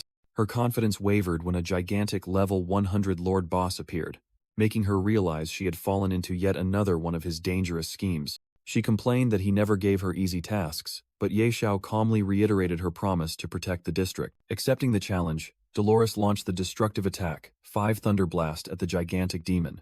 The Lord Boss was annihilated with a single blow, astonishing Ye Xiao, while Dolores responded with annoyance. However, the invasion was far from over, as more and more monsters, including flying elite bosses, continued to emerge from the rift. Losing patience, Dolores yelled at Ye Xiao not to just stand there but to lend a hand, and he happily agreed. Ye Xiao immediately played his trump card, summoning the Azure Sky Dragon with the command, "Little Gray, it's your turn." A gigantic reptilian monster roared from atop the city wall as the people below screamed in terror. The desperate city defenders tried to hold their positions, shouting that they couldn't hold out any longer. Suddenly, the elite tier boss was completely annihilated by an unseen force, triggering a system notification. On a rooftop, Ye Xiao reminded his little dragon, Xiao Hui, to be more careful because it had just destroyed a shop. Detecting a new wave of monsters approaching, he ordered Xiao Hui to attack quickly. Xiao Hui easily swept away the horde of monsters, bringing in a series of notifications for defeating elite and normal tier bosses. Ye Xiao smiled smugly, thinking to himself that killing bosses was the fastest way to level up. He handed over the defense of the West District to Dolores, who was grumbling and demanding extra pay for the job. Amidst the pile of loot, Ye Xiao was delighted to realize that the monsters had even dropped epic-tier equipment. Holding the Devourer ring in his hand, he contentedly urged Xiao Hui to hunt even more bosses. Meanwhile, outside the city, another group of players was frantically fleeing from a gigantic monster. A shield warrior tried to block the monster but was immediately overwhelmed by its power. The tanker shouted that he couldn't hold on any longer, and the group leader ordered everyone to find a way to escape. The warrior named Storm decided to sacrifice himself, shouting for the leader to take the others while he bought time. The monster grabbed Storm while he still tried to yell at his teammates not to worry about him. The entire group watched in horror as Storm fell, calling his name helplessly in despair. Just as hope faded, another boss appeared, making them believe they would all perish there. Unexpectedly, a massive stream of energy struck the monster, dealing 7,985 damage. The boss collapsed after just one hit, leaving the group leader unable to believe his eyes. He looked up at the sky and was astonished to see a small dragon circling above. The azure sky dragon let out a roar, scattering the surrounding monsters. It soared in the air, unleashing 2 streams of dragon breath that incinerated the enemies. Witnessing the scene, the rescued group of players couldn't help but be amazed by the power of the little dragon. From afar, Ye Xiao commanded his pet, "Let's go, Xiao Hui. There are more bosses over there." The group of players realized their savior was none other than the legendary master, Ye Xiao. The leader, Qingfeng Kuizhu, quickly called out to Ye Xiao as he was about to leave. They approached to express their deep gratitude, even swearing to risk their lives to repay him. Ye Xiao casually replied that he was just passing by, then pointed them toward a safer area. The group of players greatly admired Ye Xiao's coolness and decided to head to the location he indicated. Meanwhile, Ye Xiao realized that killing normal monsters was too time-consuming. He and Xiao Hui headed towards the city gate, where the real battle was taking place. The city scene unfolded, engulfed in fire and devastation. Qingfeng Kuizhu's group reached the safe West District and began to wonder why Ye Xiao had risked being outside. Suddenly, Xiao Yu screamed in astonishment upon seeing the notification that Ye Xiao had leveled up again. A notification panel appeared, showing that Ye Xiao had reached level 35, stunning everyone with his leveling speed. Immediately afterward, a gigantic fireball shot toward them from the main city gate. It soared across the city sky, carrying terrifying heat. Ye Xiao stood atop a tall building, looking down at the scene of slaughter at the main gate. He faced a level 100 Skeleton King boss, and determined that it would be difficult to handle alone. Meanwhile, a soldier frantically reported to Commander Ader that the main gate had fallen and the entire defense line was about to collapse. In the midst of despair, Commander Ader reluctantly ordered, "Prepare to retreat." Suddenly, 2 massive streams of energy struck the battlefield, leaving him stunned. Realizing that a god-tier expert had intervened, Ader excitedly shouted, "We are saved! Brothers, charge!" Meanwhile, Ye Xiao faced Dolores, who was grumbling about being suddenly summoned to deal with a level 100 Lord-class boss. She looked skeptically at the Skeleton King in the distance. "That's a strange level 100 Lord boss. Even I wouldn't be certain. Yet you're serious?" Ye Xiao replied with a confident smile. "Completely serious. More real than pearls." Seeing this, Dolores decided to help, granting Ye Xiao a buff. Ye Xiao suggested, "Sister Tao, since you are a god-tier mage, please clear the path so I can directly confront the boss." Immediately, a gigantic minion monster was incinerated by Dolores's flames. She unleashed a sea of fire, sweeping away the obstructing monsters, and signaled to Ye Xiao, "Go now." Ye Xiao dashed through the fiery path, secretly marveling at Dolores's power. When Dolores appeared before Ader, he joyfully called her Lady Dorothy and was ordered to lead his troops to defend the north. A soldier reported that a level 30 beast tamer was attacking the boss, but Ader dismissed it, completely trusting Dorothy's command. The Skeleton King stood towering, radiating a deadly aura. After clearing the way, Dolores told Ye Xiao, "Kid, everything rests on you now." Ye Xiao asserted, "Don't worry. I guarantee I won't die." Now, the hunt begins. The Skeleton King raised its massive scythe, ready for battle. Dolores created a protective shield and urged, "Kid, move." Ye Xiao calmly held up an emblem, reassuring her, "Sister Tao, relax, just watch." He raised the emblem high, activated its power, and shouted, "Savage slaughter." From a distance, Ye Xiao fired a dark red energy beam that pierced through the Skeleton King's chest. The system announced that the skill Savage Execution had activated the instant death effect. The giant skeleton shattered, and Ye Xiao watched, triumphantly shouting, "Ha ha ha, I did it." Ebisu, perched on his shoulder, couldn't help but be astonished, wondering how a mere kid could defeat a Lord-class boss with a single blow. A worldwide announcement rang out. praising player Ye Xiao for successfully eliminating a level 100 boss and reaching level 40, leaving other players stunned. Qingfeng Quizu's group also witnessed this and praised him endlessly. Xiaoyu even decided to start a fan club for Ye Xiao. From the boss's skeletal remains, countless epic-grade items dropped, including a shield, a staff, and rare materials. Ye Xiao picked up the new staff, noting with satisfaction that the rewards from a Lord-class boss were truly on another level. Immediately afterward, Ebisu spotted another item and exclaimed, "An artifact." Ye Xiao picked up the pair of frenzied destruction horns, thinking that the rewards from this invasion were even more generous than a legendary-grade quest. In the sky, the spatial rift gradually closed, and the strange monsters began to retreat while the survivors cheered. On the battlefield, the players erupted in victorious joy, happy to have survived the invasion. Meanwhile, the governor of Fenghe City woke up and was informed by his bodyguard Turn that the invasion had ended an hour ago. He was stunned to learn that Ye Xiao and Dolores were the ones who repelled the enemies while he was unconscious. Highly impressed, the governor immediately ordered Turn to arrange a meeting so he could personally thank Ye Xiao. Soon after, Governor Aaron and Layla formally welcomed Ye Xiao and Dolores. He expressed his profound gratitude, but Dolores humbly replied that the greatest credit belonged to Ye Xiao, who had personally defeated the boss. Ye Xiao received a notification that his favorability with Governor Aaron had increased, along with the title Friend of Fenghe, while he modestly stated that it was no big deal. Dolores requested the governor's permission to return to the Supreme Hall to handle other matters, which was granted. After they left, Governor Aaron turned to Layla, discussing the city's devastation and asking for her help regarding land issues. Layla explained that most of the property in the West District belonged to Ye Xiao, surprising Governor Aaron, who offered to buy some back. Ye Xiao casually agreed, provided the price was reasonable, while Ebisu whispered on his shoulder that his young master was about to make another killing. Aaron happily promised to prepare the gold immediately, and Ye Xiao generously agreed to transfer most of the property, keeping only a few large stores. When Ye Xiao mentioned needing assistance, Layla spoke up first, reporting to the governor that Ye Xiao's bravery had been witnessed by all the citizens. She announced that she had decided to propose that the royal family grant Ye Xiao a noble title. Ye Xiao thought to himself that this was yet another piece of good news, while Ebisu commented that his luck was truly remarkable. Governor Aaron fully supported the decision and was secretly astonished by the Duchess's favor towards such a young man.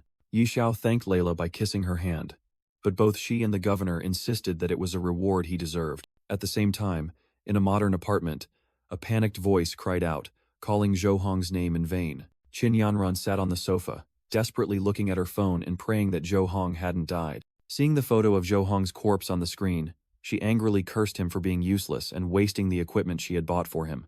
In her distress, Qin Yanran blamed Zhou Hong for everything and realized that Ye Xiao was the one who had treated her best. She deluded herself into believing that if she sincerely apologized, Ye Xiao would surely forgive her and take her back. With that conviction, Qin Yanran left her home, determined to set out and find Ye Xiao. Ye Xiao's reputation had spread, causing many other players to decide to find their way to Fenghe City for safety. Ye Xiao noticed the influx of people rushing into the city and scrambling to buy houses, so he decided to prioritize forging equipment first. He sought out a blacksmith amidst the ruins and told him he needed some equipment forged and appraised. The blacksmith sadly replied that his shop had been destroyed during the invasion. However, he offered to take Ye Xiao elsewhere to borrow a forge and appraisal tool. The blacksmith led him to a large, intact building and invited him inside to take a look. The blacksmith couldn't help but be astonished by the high-grade forge Ye Xiao had brought him to. Ye Xiao revealed that this was his property and offered to hand the shop over to him, making the blacksmith extremely grateful. Without further ado, Ye Xiao immediately assigned the task, presenting a horn-shaped artifact and asking if he could appraise it. The blacksmith confessed that he wasn't sure, but Ye Xiao encouraged him to try anyway. Feeling trusted, the blacksmith resolved to put all his effort into completing the task. However, the appraisal failed, and he helplessly admitted that he couldn't maintain the incantation. Ye Xiao then changed tack, asking him to appraise 3 other epic-grade pieces of equipment. Meanwhile, at the governor's mansion, a common citizen was being flatly refused entry by the guards. As soon as Ye Xiao arrived, the bodyguards immediately recognized him and respectfully invited him inside.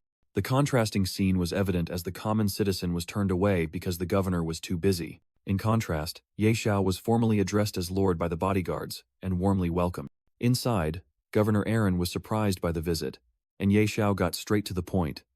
He wanted to search for the lost tribe. The governor thought this was like searching for a needle in a haystack, but Ye Xiao remained resolute and asked how he could help. Ye Xiao proposed that the governor issue a bounty with a reward of 5 million gold and 3 dark gold grade pieces of equipment. Impressed by his generosity, Governor Aaron immediately agreed to issue the bounty. The next day, the entire city was abuzz with the news that Ye Xiao had leveled up again. Players looked up in astonishment at the system notification. He had cleared the level 40 Abyssal Challenge. Inside the challenge area, Ye Xiao faced a giant humanoid monster. The creature, known as the Abyssal Guide, lunged forward to attack him. With a dazzling flash of light, Ye Xiao, his hair glowing gold, easily blocked the attack. The Azure Sky Dragon breathed fire, eliminating the Abyssal Guide. Standing on the monster's corpse, Ye Xiao heard Ebisu comment that it was fortunate he had the money shield, or he would have been in danger. Ye Xiao explained that thanks to the Dragon God's blessing, Little Ash's stats had skyrocketed. After picking up another fragment, Ye Xiao wondered if this was the fourth piece and how many more were needed to complete it. Suddenly, he received a message from Governor Aaron reporting news about the lost race. Meanwhile, a group of greedy players discovered the dwarves and argued over who would claim the reward offered by Ye Xiao. Ye Xiao immediately went to see the governor and asked directly about the news of the lost race. A knight wearing silver armor reported that a group of strangely shaped dwarves had been found in the forest outside the city.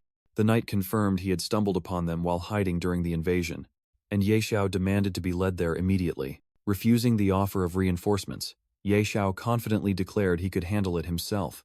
Deep in the forest, a tribe of dwarves was moving cautiously.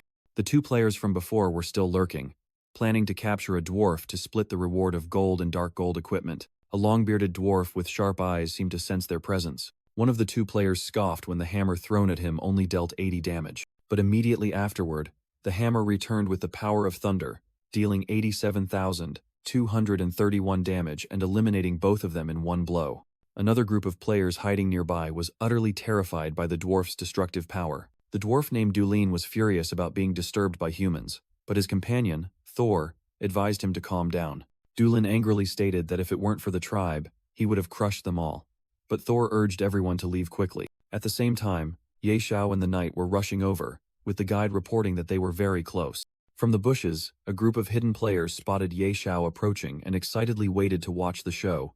Ye Xiao and the guiding knight reached the edge of the forest, and he decided to go straight in to witness the dwarves' power. The knight warned that the dwarves were extremely hot-tempered and possessed terrifying destructive power, but Ye Xiao remained confident that he knew what he was doing. After dismissing the knight, Ye Xiao stepped forward, causing Ebisu on his shoulder to secretly wonder about his recklessness. Upon seeing a human figure, Dulin immediately flew into a rage and shouted that he would crush the one who dared approach. Thor quickly stopped Dulin before he could act rashly. However, upon scrutinizing Ye Xiao's calm expression, even Dulin had to admit to Thor that he no longer felt the urge to attack.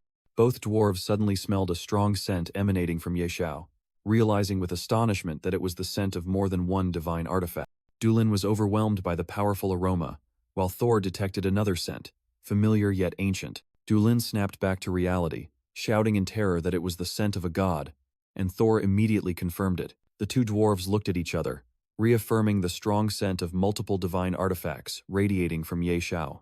Dulin still couldn't believe the intensity of the scent, while Thor was trying to recall the ancient aroma. Finally, both came to the undeniable conclusion. It was the aura of a great deity. Another dwarf used binoculars to check, surprised to see that Ye Xiao was only level 40 but possessed an unbelievably high spiritual power.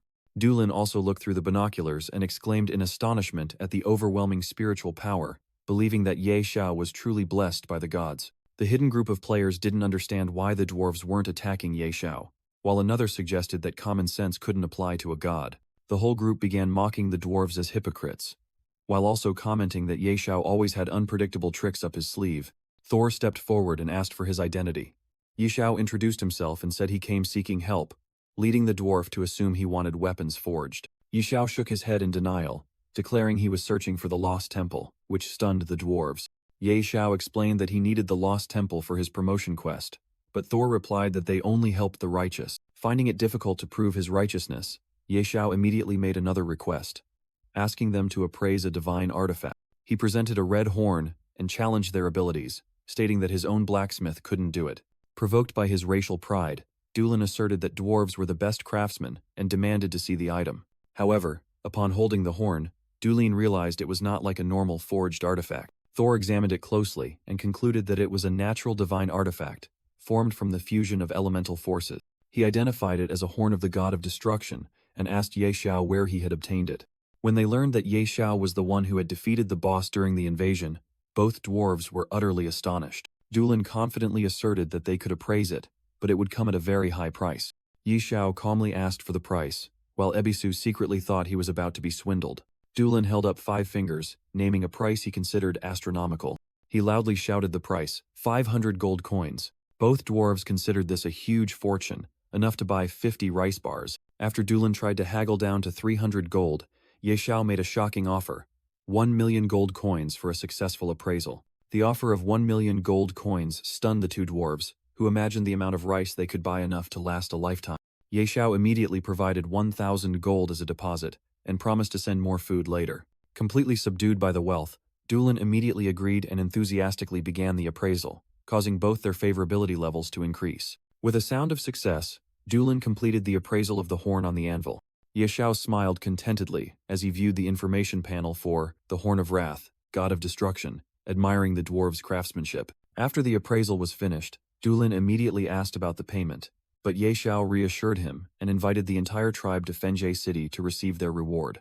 The offer to visit the human city surprised the dwarves, and Ye Xiao promised to treat them to a grand feast. The entire dwarf tribe cheered excitedly at the prospect of celebrating in a major human city.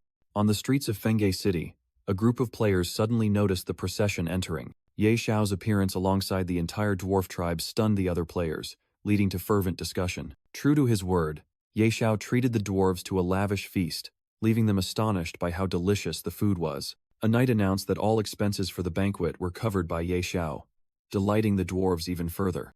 During the feast, Ye Xiao asked Thor for information about the Lost Temple, the objective of his class advancement quest. Thor pulled out an ancient detection device and explained its function, but simultaneously warned Ye Xiao to abandon the idea. He revealed that an extremely terrifying creature was hidden inside the temple. When asked, Thor admitted that even their ancestors had never truly seen the creature. Thor recounted the legend of how their ancestors had to flee the fire temple because of a horrifying creature, and the god of fire had to create a blazing territory to seal it. Despite the danger, Ye Xiao insisted he must go there for his class advancement, earning Thor's admiration, who decided to give him 2 useful items. Thor gave Ye Xiao the temple detector and a Fire Spirit King crystal as a thank you gift for the feast. Ye Xiao inspected the item and realized the Fire Spirit King crystal could provide excellent fire resistance, an amazing item. He immediately asked to buy more, but Thor regretfully stated that it was the only crystal of its kind. However, Thor said they still had weaker, common fire spirit crystals and were willing to give them to Ye Xiao.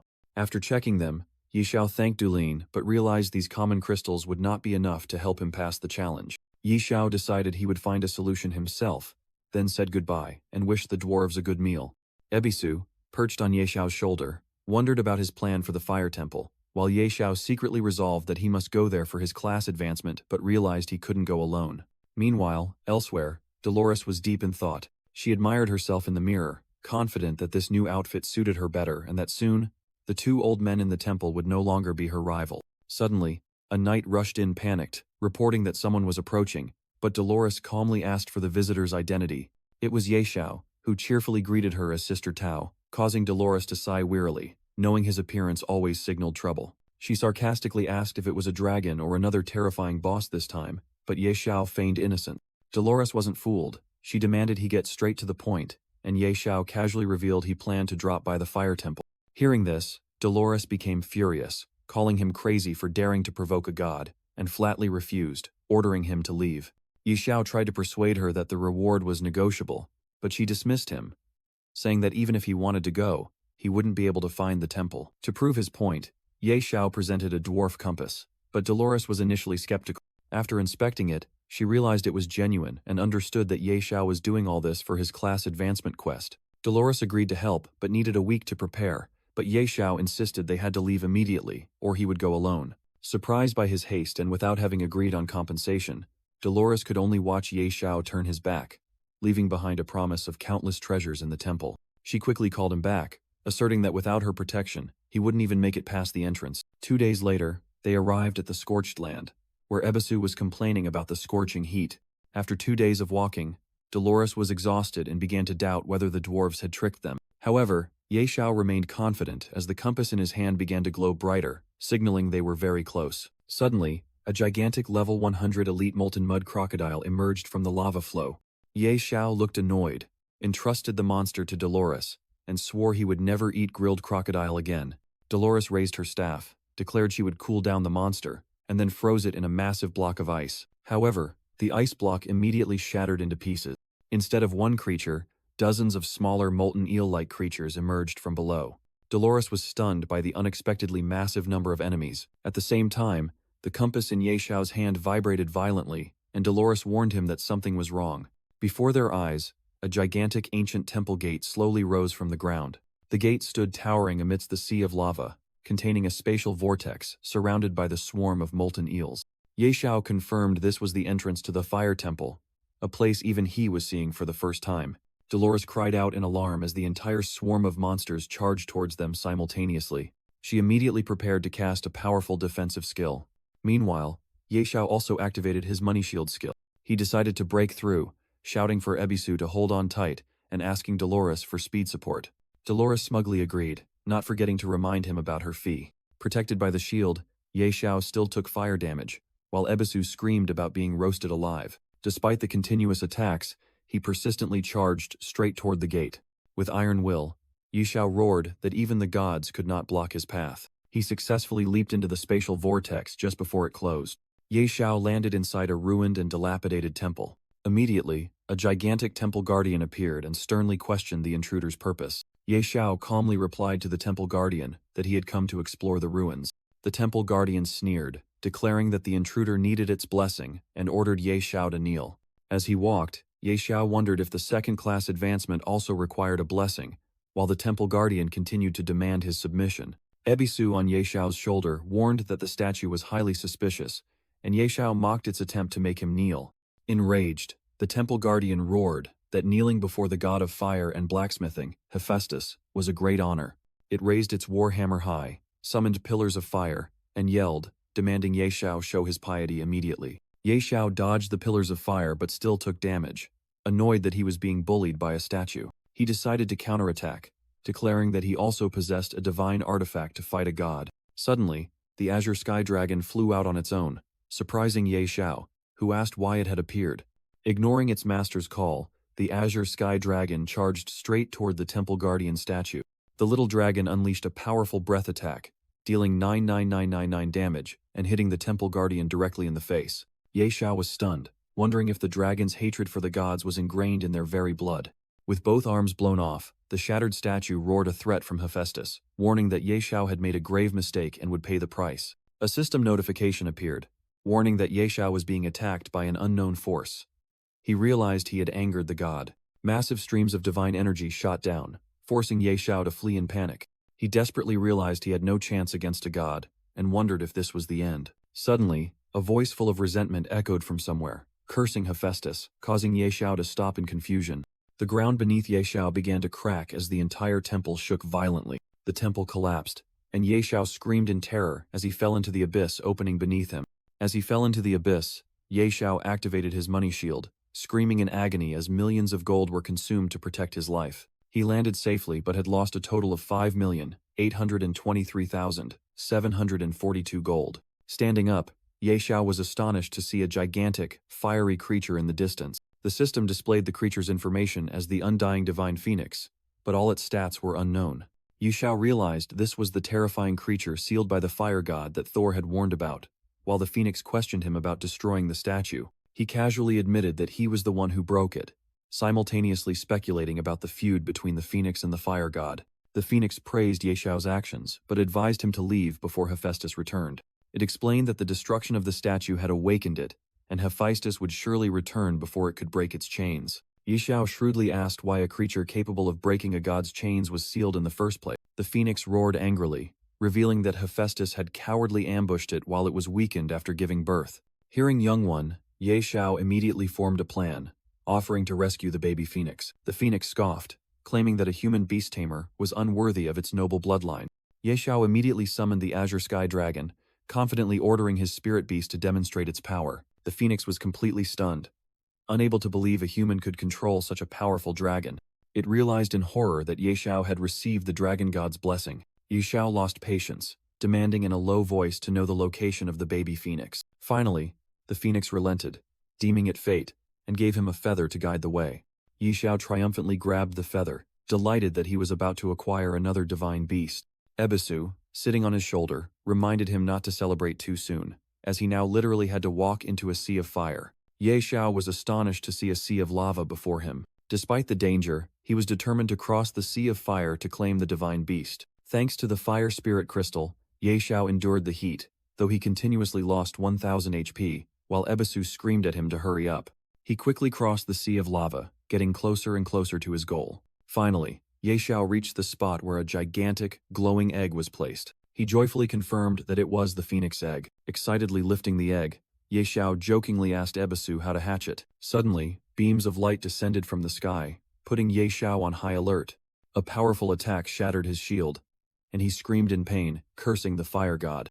A massive hand of fire descended from above, and Ebisu frantically yelled at him to run. Clutching the egg, Ye Xiao began to flee amidst Ebisu's frantic screams. As he stepped back onto the stone platform, the undying divine phoenix exclaimed in astonishment, unable to believe he had succeeded. The phoenix still couldn't believe a level 40 mortal could cross the terrifying sea of lava. Ye Xiao smirked smugly, casually remarking that this wasn't the first time he had stolen an egg.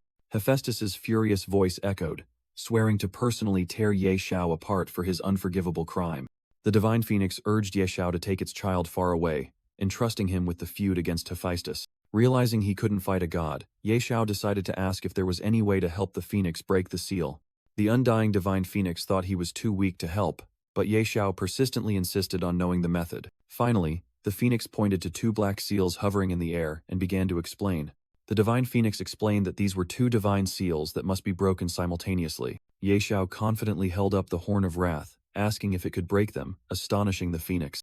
The phoenix admitted it was a divine artifact, but stressed that 2 items were needed to break both seals at once. Ye Xiao then took out a cooldown stone, declaring that he could activate the destructive power twice in a row. Suddenly, an enraged voice boomed as a massive pillar of fire struck where Ye Xiao was standing. Having no other choice, Ye Xiao was determined to test his strength and prevent the fire god from achieving his goal. He rushed toward one seal, using the power of the Horn of Wrath to attack it. Immediately afterward, Ye Xiao yelled and activated the cooldown stone to reuse the divine artifact. He instantly launched the second attack at the remaining seal, challenging the interfering god. The undying divine phoenix was stunned, witnessing a mortal breaking a divine seal. Just then, a gigantic figure appeared right behind Ye Xiao, calling him human. Hephaestus, the god of fire, had personally descended, ordering Ye Xiao to offer up his life. Ye Xiao looked up at the massive god before him, stunned by the opponent's sheer size. Holding his gigantic forging hammer, Hephaestus stood amidst a sea of fire and demanded that Ye Xiao kneel. But right at that moment, the magical chains binding the divine phoenix shattered completely. Now free, the phoenix flew straight toward Hephaestus, declaring that he had arrived just in time. Hephaestus couldn't believe the seal was broken, while the phoenix called him a false god and demanded he pay the price. The blazing phoenix declared that only Hephaestus's blood could wash away her humiliation, radiating a terrifying surge of energy. Ye Xiao, along with Old Hui, Ebisu, frantically hid behind a pillar, realizing this battle was far beyond their level. Hephaestus mocked the divine phoenix, suggesting that after years of being sealed and drained of power, she was no longer his match. The phoenix roared in fury, swearing that the despicable false god would pay with his blood. She lunged into the attack, her blazing body colliding with the god of fire in a terrifying explosion. The shockwave from the confrontation was so strong it threw Ye Xiao backward, causing him to cry out in alarm. Mid-air, Ye Xiao hastily activated his money shield to save his life. Hephaestus watched in astonishment as his hammer shattered and his right arm began to disintegrate. "Feel what it's like to be melted," the divine phoenix declared, as her power overwhelmed her opponent. Hephaestus roared, "Traitor, how dare you defy a god?" But the phoenix scornfully replied that he was unworthy. With a cry of pain, Hephaestus took a full blazing claw strike to the chest. The god of fire was struck down to the ground, unable to believe his defeat. Witnessing the scene, Ebisu trembled at the phoenix's brutality, while Ye Xiao worried that he would be the next target. Absorbing Hephaestus's vital energy, the divine phoenix declared her rebirth in the divine flames. Ye Xiao quickly held out the egg, trying to explain that it was just a misunderstanding and he wanted to return it.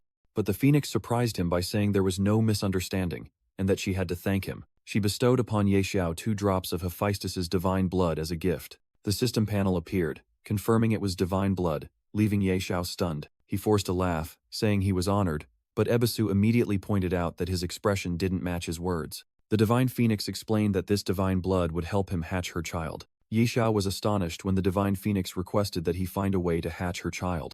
The divine phoenix explained that the place was about to collapse, and the fate of her child depended on him because news of Hephaestus's defeat would soon spread. When the divine phoenix urged him to leave immediately, Ye Xiao insisted on staying to pick up the loot.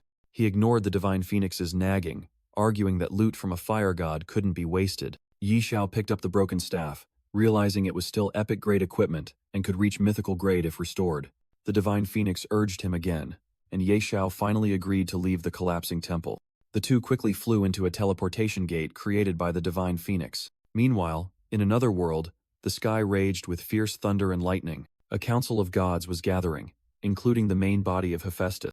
Hephaestus roared angrily that he had lost an avatar. Another god asked why he was making such a fuss, and Hephaestus explained that the avatar was tasked with guarding the undying phoenix, and that world had likely collapsed. A tree-like god grew angry, questioning Hephaestus for letting the phoenix escape, the one they had used divine power to seal. The other gods also surrounded him, collectively cursing Hephaestus as incompetent and deserving of death. A massive god wearing a horned helmet spoke up, quelling the argument.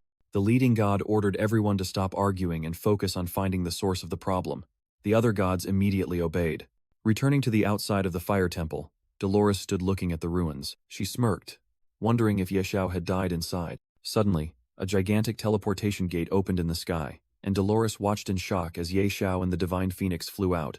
Dolores exclaimed in surprise upon seeing Ye Xiao alive, prompting him to ask why she had expected him to die. Dolores stared blankly at the colossal divine phoenix, wondering what kind of creature it was. She gasped in amazement, unable to understand how Ye Xiao had gotten involved with an entity of that caliber. The undying divine phoenix spread its blazing wings, radiating earth-shattering power. It created a massive golden energy vortex, preparing to depart. Before soaring high into the sky, it instructed Ye Xiao to take good care of its child. Ye Xiao stood awkwardly next to the gigantic egg, while Dolores was still reeling in shock. Dolores couldn't believe Ye Xiao had not only survived but also brought out the phoenix egg, causing Ye Xiao to smugly boast about his excellent luck. When Dolores inquired about other loot, Ye Xiao smiled and held out a blazing golden orb. Dolores recognized the precious item and screamed in horror. "Is this divine blood?" Ye Xiao absorbed the divine power, and system notifications appeared, indicating that both of his professions had leveled up. Ebisu also appeared within the energy stream, happily announcing that he had leveled up along with Ye Xiao's wealth profession. Ye Xiao excitedly checked the new skills of the wealth profession, smugly thinking that his money-making ability was now unmatched. He continued reviewing the insane upgrades to the Beast God Master profession, feeling nothing but astonishment. Ye Xiao confidently declared that his new skill allowed him to upgrade a king-tier spirit beast to mythical tier, prompting a jealous exclamation from Dolores. Suddenly, the massive phoenix egg beside them began to tremble. Both Ye Xiao and Dolores were startled by the movement, unsure if they were mistaken. Ye Xiao looked at the egg with anticipation, wondering if the young phoenix was about to hatch. He joyfully realized that the divine power he had just absorbed had activated the incubation process, which was now expected to complete within the next 72 hours. Dolores questioned him upon seeing his intention to leave, but he asserted that he would never return to this place, and brushed aside her question regarding her commission fee. Ye Xiao and Dolores returned and walked along the main street of Fenji City. Suddenly, an angry shout echoed from a nearby building, threatening to beat to death anyone who dared disturb them again. Stepping inside, Ye Xiao curiously asked what was going on. They were astonished to see Governor Aaron in a bizarre rice grain costume, confronting a dwarf. Aaron was delighted to see Ye Xiao return, but Ye Xiao could only confusedly ask about his outfit. The governor awkwardly didn't know how to explain this embarrassing situation. A bodyguard immediately pulled Ye Xiao aside, saying the governor had his reasons, all for the sake of city reconstruction. The bodyguard explained that ever since the dwarves arrived, they had ignored all the governor's offers of help. Desperate, Aaron heard that the dwarves liked rice, so he decided to disguise himself as a grain of rice to win them over. Ye Xiao couldn't believe this bizarre line of thinking, while the bodyguard could only sigh that the governor had taken on too much responsibility. Ye Xiao immediately told the bodyguard to tell the governor to change clothes, and that he would handle the dwarf problem. He calmly stepped forward, thinking to himself that these dwarves were truly stubborn. Just then, the dwarf Saul angrily swung his hammer, warning the person who had just left not to come near again. Ye Xiao stepped out and called Saul's name, surprising the dwarf that he had returned so soon. Saul quickly asked if Ye Xiao had found the Temple of Fire, and he confirmed that he had entered it. The dwarf joyfully asked if they could return, but Ye Xiao replied that it was probably impossible. He explained that the temple had collapsed, then held out the scepter of the fire god, leaving Saul utterly astonished. Saul and all the dwarves immediately knelt, honoring Ye Xiao as the fire god's messenger and begging him to lead the way. Ye Xiao accepted the new role, ordering them to stay and help rebuild Fenghe City. The entire tribe unanimously obeyed, and Saul promised to go inform the other dwarf tribes of the news. Ye Xiao asked Saul, who was also called Thor, to forge some equipment for him, and he immediately agreed. Meanwhile, at the manor, Governor Aaron was wearing a bizarre sesame seed costume. He admired himself in the mirror, hoping this appearance could win the dwarves' favor. Suddenly, a bodyguard rushed in to report that the dwarves had left with Ye Xiao. When the governor blankly asked where they went, the bodyguard explained that they had gone to help build the main city. Aaron was overjoyed, mistakenly believing that his bizarre efforts had finally succeeded. However, the bodyguard was forced to clarify that it was Ye Xiao who had convinced them, leaving the governor stunned. Slumping onto the floor, Aaron despairingly asked how Ye Xiao did it. But the bodyguard only knew that everything went very smoothly. Feeling utterly defeated, the governor dejectedly stood up and sarcastically remarked that he would go look for a job at the circus. The scene shifted to a palace, where a voice was complaining to its master about Ye Xiao's arrogance. Here, a group of royal envoys led by Albert was pressuring Sophia by citing the orders of Prince Karami. Albert also subtly suggested that Sophia should leverage the prince's affection to solve the problem. Sophia flatly refused, making Albert look awkward due to her firm attitude. As Sophia decisively dismissed him, Albert froze, realizing Ye Xiao had been standing behind him the entire time. Sophia's face immediately lit up with joy and relief upon seeing Ye Xiao return. Ye Xiao affectionately asked Sophia if he was late, and she replied that he had arrived just in time. Albert turned to face Ye Xiao, offering a sarcastic and smug greeting. The man openly insulted Ye Xiao, but Sophia immediately spoke up in his defense, reminding Albert of his own status and Ye Xiao's merits. With a cold smile, Ye Xiao declared that he was in a good mood today and felt like killing someone for fun.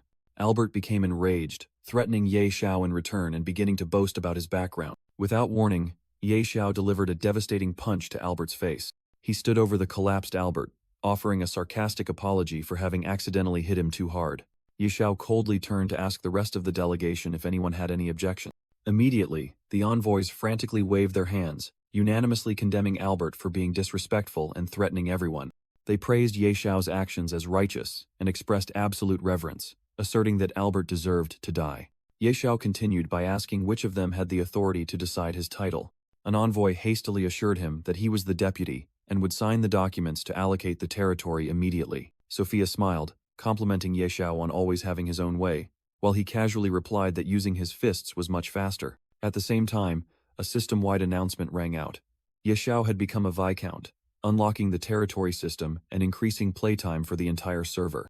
Other players worldwide were astonished by his rate of advancement, admitting that he was a major figure who could not be judged by conventional logic. News of the territory unlock spread, making everyone realize that Ye Xiao could now recruit subordinates.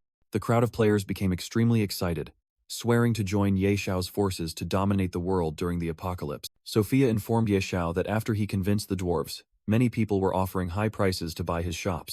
Outside, a merchant leading the crowd approached Ye Xiao, declaring that he had mobilized 40 million gold and was ready to trade.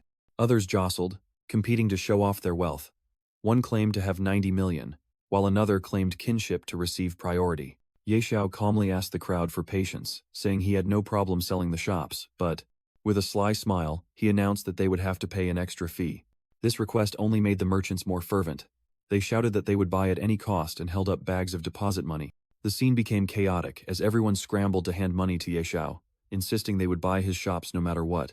The skill, money rolling in, was activated, causing gold to rain down around Ye Xiao as he cheerfully announced that everyone would get a share. Ye Xiao read the messages about foreigners flocking to Jiangcheng and realized they were coming because of the worldwide announcement he triggered. Standing by the window, he was certain that this group of people was targeting him. With a confident smile, Ye Xiao thought to himself that they had no idea a major event was about to happen tonight. Suddenly, blue lightning struck a building in the city. On the streets, players were suddenly ejected from the game, confused about what was happening and why their bodies possessed power. Ye Xiao calmly realized that the time had come for the game and reality to merge. A system panel appeared, and he unhesitatingly chose to extract the money shield skill. A blue aura enveloped Ye Xiao, and he laughed heartily upon confirming that players above level 10 could bring one skill into the real world. Feeling his in-game stats merge with his body, he clenched his fist and declared that it was time to settle some debts. Yi Xiao launched himself down from a great height with extraordinary speed. He landed forcefully, cracking the pavement, and declared that the massacre had officially begun. Meanwhile, ordinary citizens were still panicking, unable to believe that the game apocalypse had become reality. Some, however, were excited, discussing using their new powers to take revenge on their bosses or show off their superior physique. Another person ran as fast as the wind, dreaming of delivering 1,000 orders every day. Some even generated fire from thin air and plotted to use stealth abilities to sneak into the women's bathroom. Ye Xiao arrived in front of the Ye group's villa complex. He stopped abruptly, sensing someone hiding in the nearby bushes. 3 robbers appeared and surrounded him, the leader sneering that the prey had finally taken the bait. The leader held a knife to his own chin, arrogantly ordering Ye Xiao to hand over all his valuables. Another accomplice boasted that his friend was a level 11 expert in apocalypse to intimidate him. Ye Xiao calmly faced the 2 robbers, while the leader issued threats. Without a word, Ye Xiao swiftly acted, gripping the leader's throat tightly. The blonde robber yelled threats upon seeing his leader restrained, crying out in pain. He continued to roar, completely oblivious to the disparity in power. Ye Xiao delivered an extremely fast kick, sending the blonde man flying. Seeing all 3 robbers slumped on the ground, Ye Xiao sighed in disappointment because they were too weak. The scene shifted to a lavish party where people were happily dancing. Thumping music and cheers echoed throughout the luxurious room. A group of Ye Group executives raised their glasses, celebrating their successful investment. Suddenly, the door burst open, and a figure stepped in, interrupting the cheerful atmosphere. The entire group turned around in shock, staring in astonishment at the intruder. Ye Xiao, wearing a strange mask, coldly announced that he was glad they were all present. A man named Ye Lin, the future head of the Ye Group, stepped forward and mocked the masked intruder. Ye Xiao slowly raised his hand to remove the mask, and the familiar voice made Ye Lin freeze.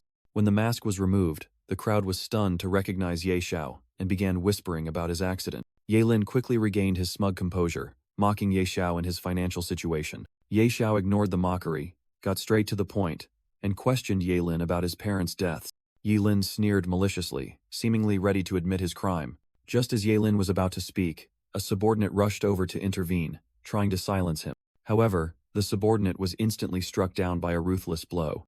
Ye Xiao grabbed the subordinate's neck and coldly warned, "I am asking a question. You had better not interfere." Standing over the man's dead body, he cruelly said, "Confess the truth, and perhaps I will grant you a more peaceful death." The horrified party guests exclaimed, "He just moved a finger and killed someone? How is that possible?" One person fearfully realized, "Could it be the Ye Xiao from Apocalypse?" Ye Xiao casually admitted, "It seems you are not completely stupid." Yi Lin burst out laughing, mocking, "The Ye Xiao from Apocalypse? Are you all crazy? It's just a coincidence of names." He stepped closer, provoking, "Ye Xiao, let me tell you. 10 years ago, I was the one who tampered with that car. So what?" Yi Lin gleefully reenacted the accident, and then, boom. "It's a pity you didn't die in that crash. Ha ha ha." Ye Xiao's eyes flared with red anger, and he gritted his teeth. "You truly are a beast." Rage surged as he realized his parents' enemy was standing right in front of him. The killing intent emanating from Ye Xiao made the surrounding air heavy. Yi Lin laughed arrogantly in response. "Haha, so what? Today I'll send you down to reunite with your deceased parents." He pointed at Ye Xiao, offering a reward. "Whoever kills him will receive a black gold tier equipment item." Seeing that no one dared to move, Ye Lin angrily yelled at the crowd, "You people, why aren't you acting?" Ye Xiao calmly countered, "Act? Do they dare?" Immediately, he grabbed Yi Lin's pointing finger and snapped it backward. He coldly declared, "Don't worry, you won't die that quickly. I will break every single one of your bones," while Yi Lin screamed in agony. Yi Lin's finger was brutally broken, emitting a crunching sound. The bone-deep pain caused him to scream incessantly in despair. Ye Xiao tightened his grip, showing no intention of stopping his torture. With his eyes blazing red, Ye Xiao ruthlessly stomped on Yi Lin's arm. Yi Lin screamed in agony after receiving a devastating kick to the chest. Lying sprawled on the floor, he stammered a plea for mercy, but Ye Xiao coldly replied that it wasn't enough yet. Ye Xiao stood above him, ordering the monster to go to hell and repent to his parents. The brutal torture continued, so savage that it had to be obscured. The guests witnessed the horrific scene, whispering about the bleak future of the Yi group. Suddenly, someone in the crowd loudly voiced support, calling Ye Lin a beast who had murdered a good man like Ye Xiao's father. Others immediately chimed in, revealing that they had hated Ye Lin for a long time and only regretted not knowing the truth sooner. Ye Xiao turned to the hypocritical crowd, growling that not a single person could escape. In a fit of rage, he lunged forward and struck down those who had just spoken up. The crowd panicked intensely, hastily shifting all the blame onto Ye Lin and begging for their lives. From outside the building, desperate screams and pleas for help echoed into the night. Standing alone amidst the pool of blood, Ye Xiao whispered that the hatred spanning 2 lifetimes had finally been avenged. He quietly turned and left the room full of corpses, leaving Ye Lin motionless on the floor. Outside, the mansion was enveloped in a deadly silence beneath the starry night sky. Elsewhere, a muscular blond man was utterly ecstatic, punching through a sandbag and celebrating his newfound power. His leader warned him not to be too complacent, as Ye Xiao had already reached level 40 and was extremely powerful. But the blond man and another accomplice confidently asserted that the 5 of them could easily take down Ye Xiao. Suddenly, the wall behind them exploded in a brilliant flash of light. Amidst the smoke and dust, Ye Xiao appeared and declared, "No need to wait, I'm here." The man in white's group was horrified to realize the intruder was Ye Xiao and were stunned, unable to understand how he found this place. Ye Xiao looked at them contemptuously, mocking, "Just a few of you think you can stab me in the back in the real world?" Without another word, he roared, "If you have any questions, go ask King Yama." He charged forward, delivering a fiery punch straight to the muscular blond man's face. The terrifying power of the attack sent both leaders flying amidst desperate screams. At the same moment, the building where they were hiding began to shake violently. Ye Xiao stepped outside, leaving an entire building engulfed in flames behind him. He looked out at the chaotic street, where panicked citizens were fleeing as someone shouted that the police had arrived. Sure enough, a white-haired man was challenging the armed forces, yelling, "I'm not afraid, even if the army comes." The armed forces immediately took position, pointing their weapons at the troublemakers. Ye Xiao calmly faced them and asked, "Who are you?" A man stepped forward, introduced himself as Li Huan, the governor of Jiangcheng, and offered to speak with him privately. Ye Xiao agreed to listen, which pleased Li Huan. Li Huan began to explain that the entire city of Jiangcheng was currently plunged into chaos. He solemnly proposed that Ye Xiao help the government restore order to the city. Ye Xiao accepted the offer but included a request, and Li Huan immediately agreed to hear it. Meanwhile, news of Ye Xiao's appearance and confirmation by the government spread across all forums, bringing hope for stability. The red-haired commander also read the news and was surprised to learn it was truly Ye Xiao. Elsewhere, Qin Yanran smiled smugly, secretly blaming others and thinking Ye Xiao was too petty. She stood up, determined to find Ye Xiao again, confident that he would definitely return to her side. In Jiangcheng, order had been restored, and the streets were once again bustling with people. A group of players stood before the ruins, sighing that it was thanks to Ye Xiao that the city had escaped chaos. Looking down from above, Ye Xiao thought to himself that he had finally returned, while Ebisu on his shoulder pointed out that everyone was talking about him. Ye Xiao headed toward a building marked with an axe symbol, ignoring Ebisu's comment about him always hiding after achieving a great feat. Inside the forge, the dwarf Saul joyfully welcomed his master's return. Ye Xiao handed Saul a blueprint scroll and asked him to look it over. Saul opened the blueprint, astonished to realize it was the epic-grade equipment Claw of the Divine Beast, and Ye Xiao asked if it could be forged. After careful examination, Saul confirmed that this blueprint was beyond epic grade and might be part of an equipment set. Ye Xiao then presented another blueprint for the helmet of the Divine Beast, stunning Saul because he finally got to see a complete equipment set. He asked Saul how long it would take to forge both items. Saul replied that if Dulin helped, they would finish in about 3 days, and Ye Xiao agreed to that time frame. Saul guaranteed he would satisfy his master, receiving an approving nod from Ye Xiao. Afterward, Ye Xiao went to the pet taming shop. As soon as he entered, the shop owner rushed out to greet and respectfully serve Ye Xiao. The owner praised Ye Xiao's pet for its impressive aura, causing Ebisu to angrily retort. Ye Xiao stated his purpose directly, to buy all the highest quality pet taming fruits. He decisively requested the owner to package all the level 4 and level 5 fruits the store had. Although slightly surprised, the owner happily complied, and quickly prepared the goods for him. In another room, the little dragon Xiaohui was happily enjoying a fruit feast next to the glowing phoenix egg. Ye Xiao smiled and told Xiaohui to eat slowly while checking a virtual information panel. Ye Xiao checked the status panel of Little Ash and was astonished by its terrifying power.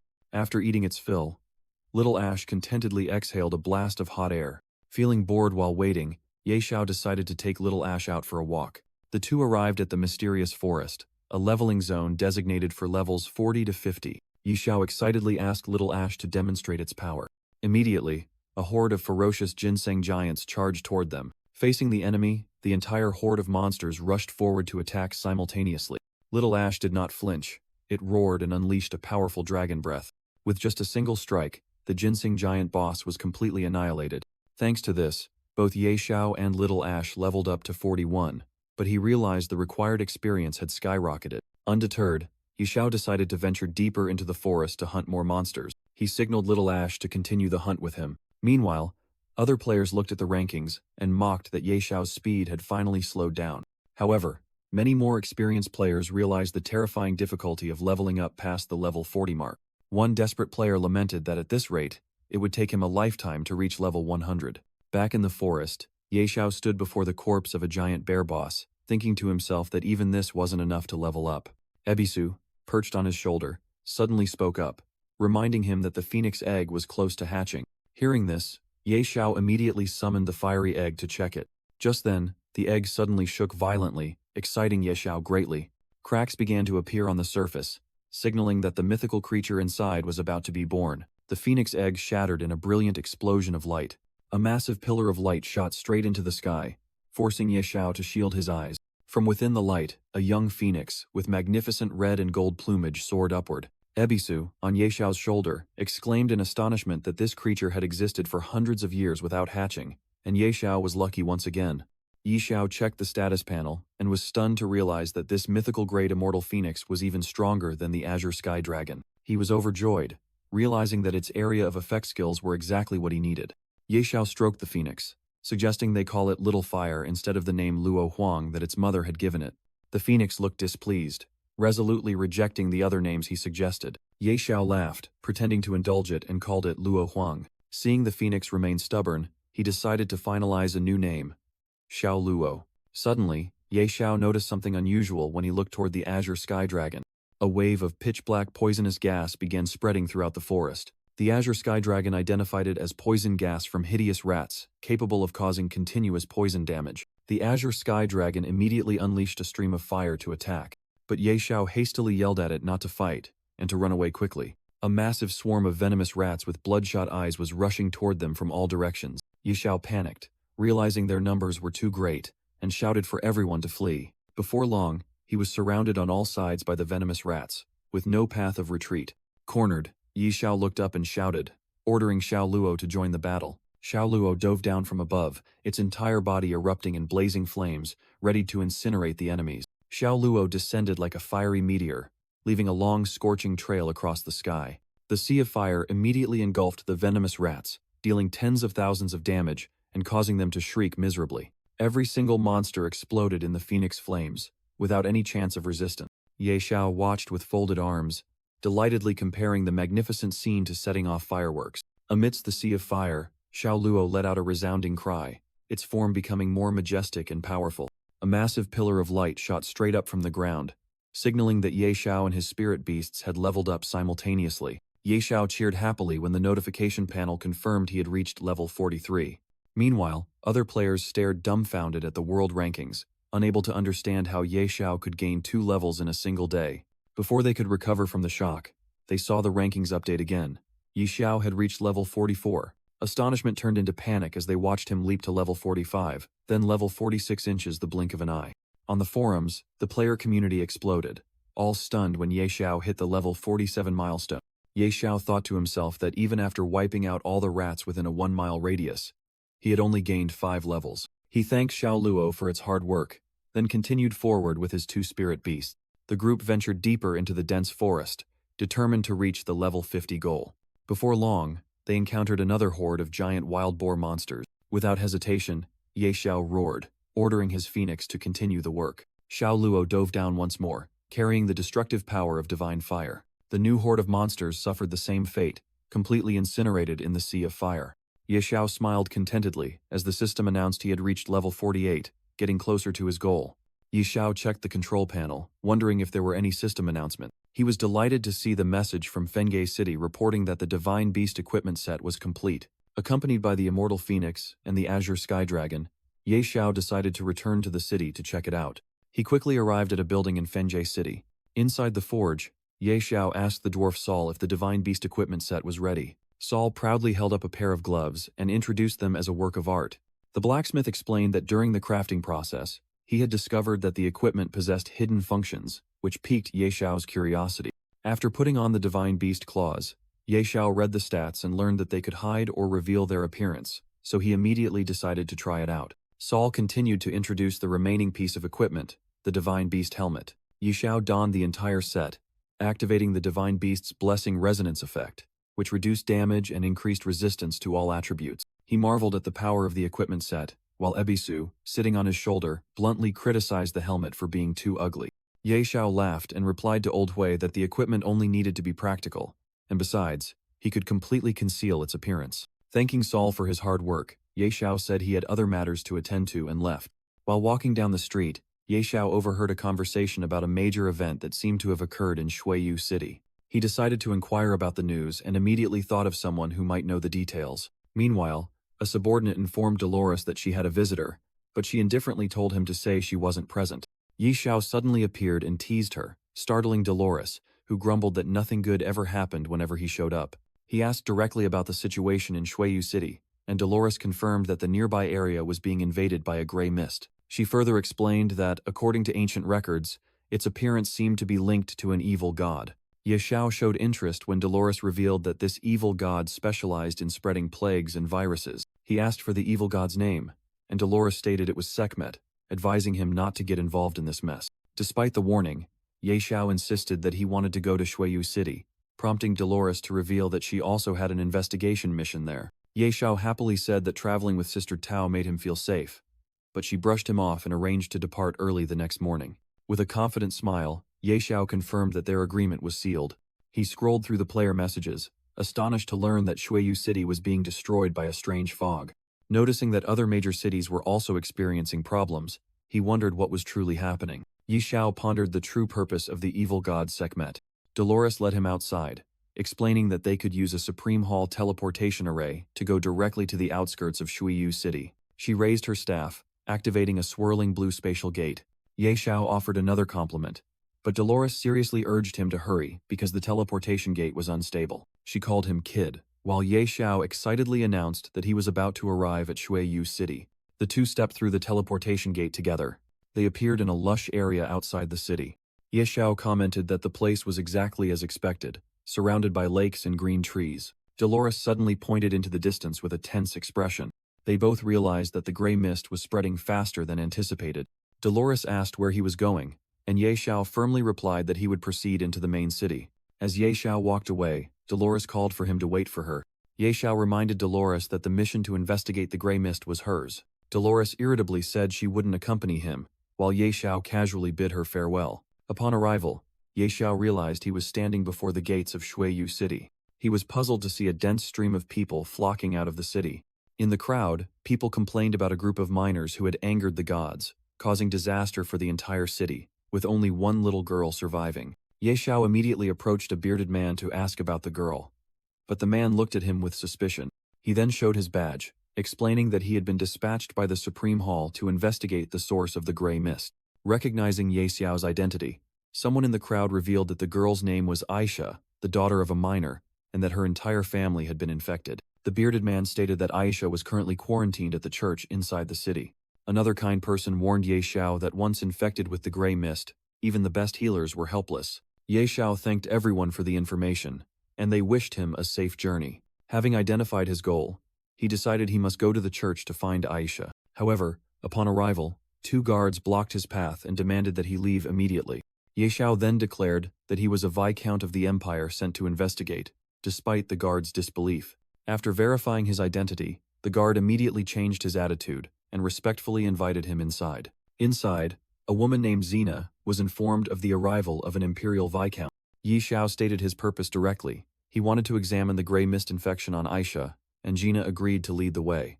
Before a dark door, Xena warned the viscount that the gray mist was highly contagious and incurable. Ye Xiao secretly calculated whether his shield effect could resist the gray mist infection. Standing before the quarantine room, Ye Xiao wondered if his shield could withstand the gray mist.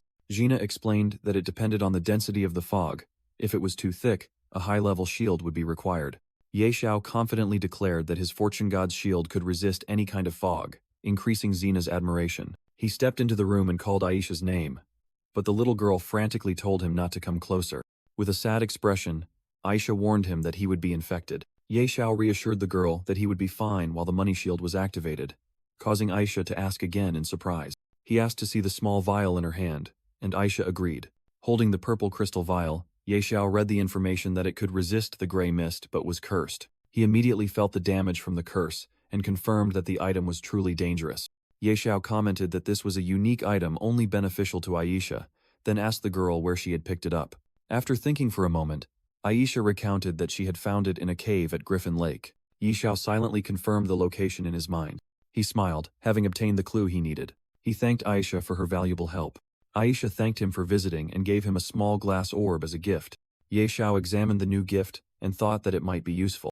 He bid Aisha farewell and promised to return after dealing with the gray mist. Outside, Gina anxiously asked if he had any clues, and Ye Xiao replied that he would be heading to Griffin Lake. Ye Xiao smiled confidently, saying not to worry because he was going there precisely to resolve the gray mist issue. Gina smiled, acknowledging Ye Xiao as an extraordinary person, and her favorability increased. Advancing alone into the fog, Ye Xiao noticed the poison damage increasing as he approached Griffin Lake. He continued walking through the toxic gray mist that covered a vast area. Although continuously losing HP, he maintained a calm expression, thoroughly analyzing the situation. Ye Xiao determined that Griffin Lake was less than 5 kilometers to the north. Suddenly, a burly warrior in the fog noticed the presence of another person. Ye Xiao also sensed them and wondered if they were people from the Supreme Hall. Meanwhile, Dolores's group was arguing, with her subordinates trying to persuade her not to abandon the mission. A pessimistic antlered warrior suggested that the mission had failed and proposed that the group should retreat. Just then, Ye Xiao appeared and casually greeted Dolores like an old acquaintance. Dolores asked in surprise why Ye Xiao was there, further astonishing her subordinates. He explained that he had a clue and asked about their purpose, learning that they were also investigating the gray mist. Ye Xiao coldly told them to continue their work, then turned and walked straight ahead. Dolores's entire group stared after him, unable to believe his recklessness and calm demeanor. The subordinates confusedly asked Dolores for her opinion, and the antlered warrior suggested they should also try to enter. Driven by pride, Dolores yelled that she would never admit defeat and decided she must go. But immediately, she became arrogant again, saying that if they wanted to die, they should go ahead, and she would burn offerings for them. Leaving the confused group behind, Ye Xiao advanced deeper into the toxic fog and began to cough. He realized the damage had increased to 200 per second, indicating he was nearing the source of the gray mist. Ye Xiao reached Griffin Lake, which he believed was the source of the problem. The chaotic scene of dead griffin corpses scattered everywhere made him frown. He realized he had to quickly find the source of this corruption. In the distance, Ye Xiao spotted a strange cave surrounded by purple crystals. He approached the entrance and confirmed this was the cave Aisha had mentioned. Inside, he found countless purple crystal vials, exactly as the girl had described. A strange red light deep inside caught Ye Xiao's attention, urging him to go in and investigate. He discovered a secret passage leading down to a hidden cellar. Stepping inside, Ye Xiao was astonished to see a divine statue and realized he had come to the right place. Sensing the divine aura, he was certain this was the dwelling of another god. His attention focused on a glowing object on the altar. Ye Xiao picked up a jade-colored plate, and the system confirmed it was an unidentified divine artifact. Suddenly, a loud noise echoed from the statue, making him turn around in surprise. The stone statue came to life, its eyes glowing, and asked if he was ready to begin the Holy Spirit's challenge. Ye Xiao was stunned by the sudden question about a challenge. Immediately, a powerful suction force erupted from the altar, pulling him and Ebisu inside. He was violently thrown onto the ground, crying out in pain. When he lifted his head, Ye Xiao realized he was in the middle of a gigantic gladiatorial arena. From a distance, Ebisu looked around and casually thought that he could use this opportunity to escape. A mysterious voice echoed throughout the arena, declaring that this challenge could only end in death. Ye Xiao's first opponent appeared, a wrestling giant named Abak. The information panel appeared, revealing Abak was a level 48 Lord-class boss with 5,000 HP and a record of 100 consecutive victories. Ye Xiao looked up at his giant opponent and exclaimed in astonishment. He panicked upon realizing that the very first enemy was already a Lord-class boss. Realizing this challenge was even harder than the promotion challenge, Ye Xiao immediately summoned the little dragon Xiaohui. Xiaohui immediately shot a fireball that struck Abak's head. The giant staggered from the attack, clutching a massive stone mace. Ye Xiao smiled approvingly, noting that Xiaohui had learned how to use cunning. Ye Xiao smiled approvingly, noting that Xiaohui had learned how to use cunning. Ye Xiao smiled approvingly, noting that Xiaohui had learned how to use cunning. Xiaohui rushed forward, unleashing a series of consecutive attacks, each dealing 5,000 damage. Severely wounded, Abak roared and entered a furious state. his entire body emitting a red glow. Ye Xiao realized that when enraged, the boss's defense had also increased. He confidently summoned his second spirit beast, the phoenix Xiao Luo. Xiao Luo soared into the sky, spitting out a blazing stream of fire. The stream of fire engulfed Abak, causing the giant to scream in pain. Scorched by the phoenix flames, Abak collapsed onto the arena floor, completely defeated. A system notification sounded, congratulating Ye Xiao on successfully eliminating the Lord-class boss, the wrestling giant Abak. Following the victory, a notification appeared. Ye Xiao's phoenix, Luo Huang, had leveled up to 43, increasing all stats. Ye Xiao happily collected the spoils from Abak, including an epic tier shield and 2 dark gold tier pieces of equipment. Suddenly, the Holy Spirit appeared in the stands, congratulating Ye Xiao on defeating Abak, but warning that it was not yet time to celebrate. With glowing eyes, the Holy Spirit declared that Ye Xiao was about to face the true brutality of this arena. Immediately, a colossal figure descended in front of Ye Xiao as the Holy Spirit summoned the next opponent, Alec. The swift giantess Alec, a level 48 Lord-class boss with a record of 100 victories, stood towering before him.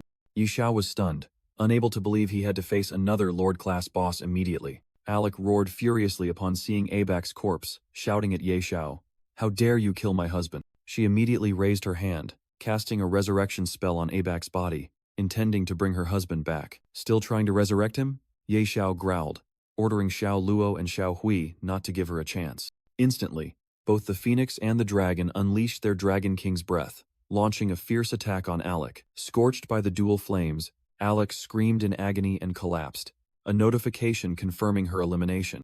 Ye Xiao scoffed, thinking she wasn't very strong and was disappointed that no spoils had dropped. Thinking the challenge was over, he recalled his 2 spirit beasts and turned to leave.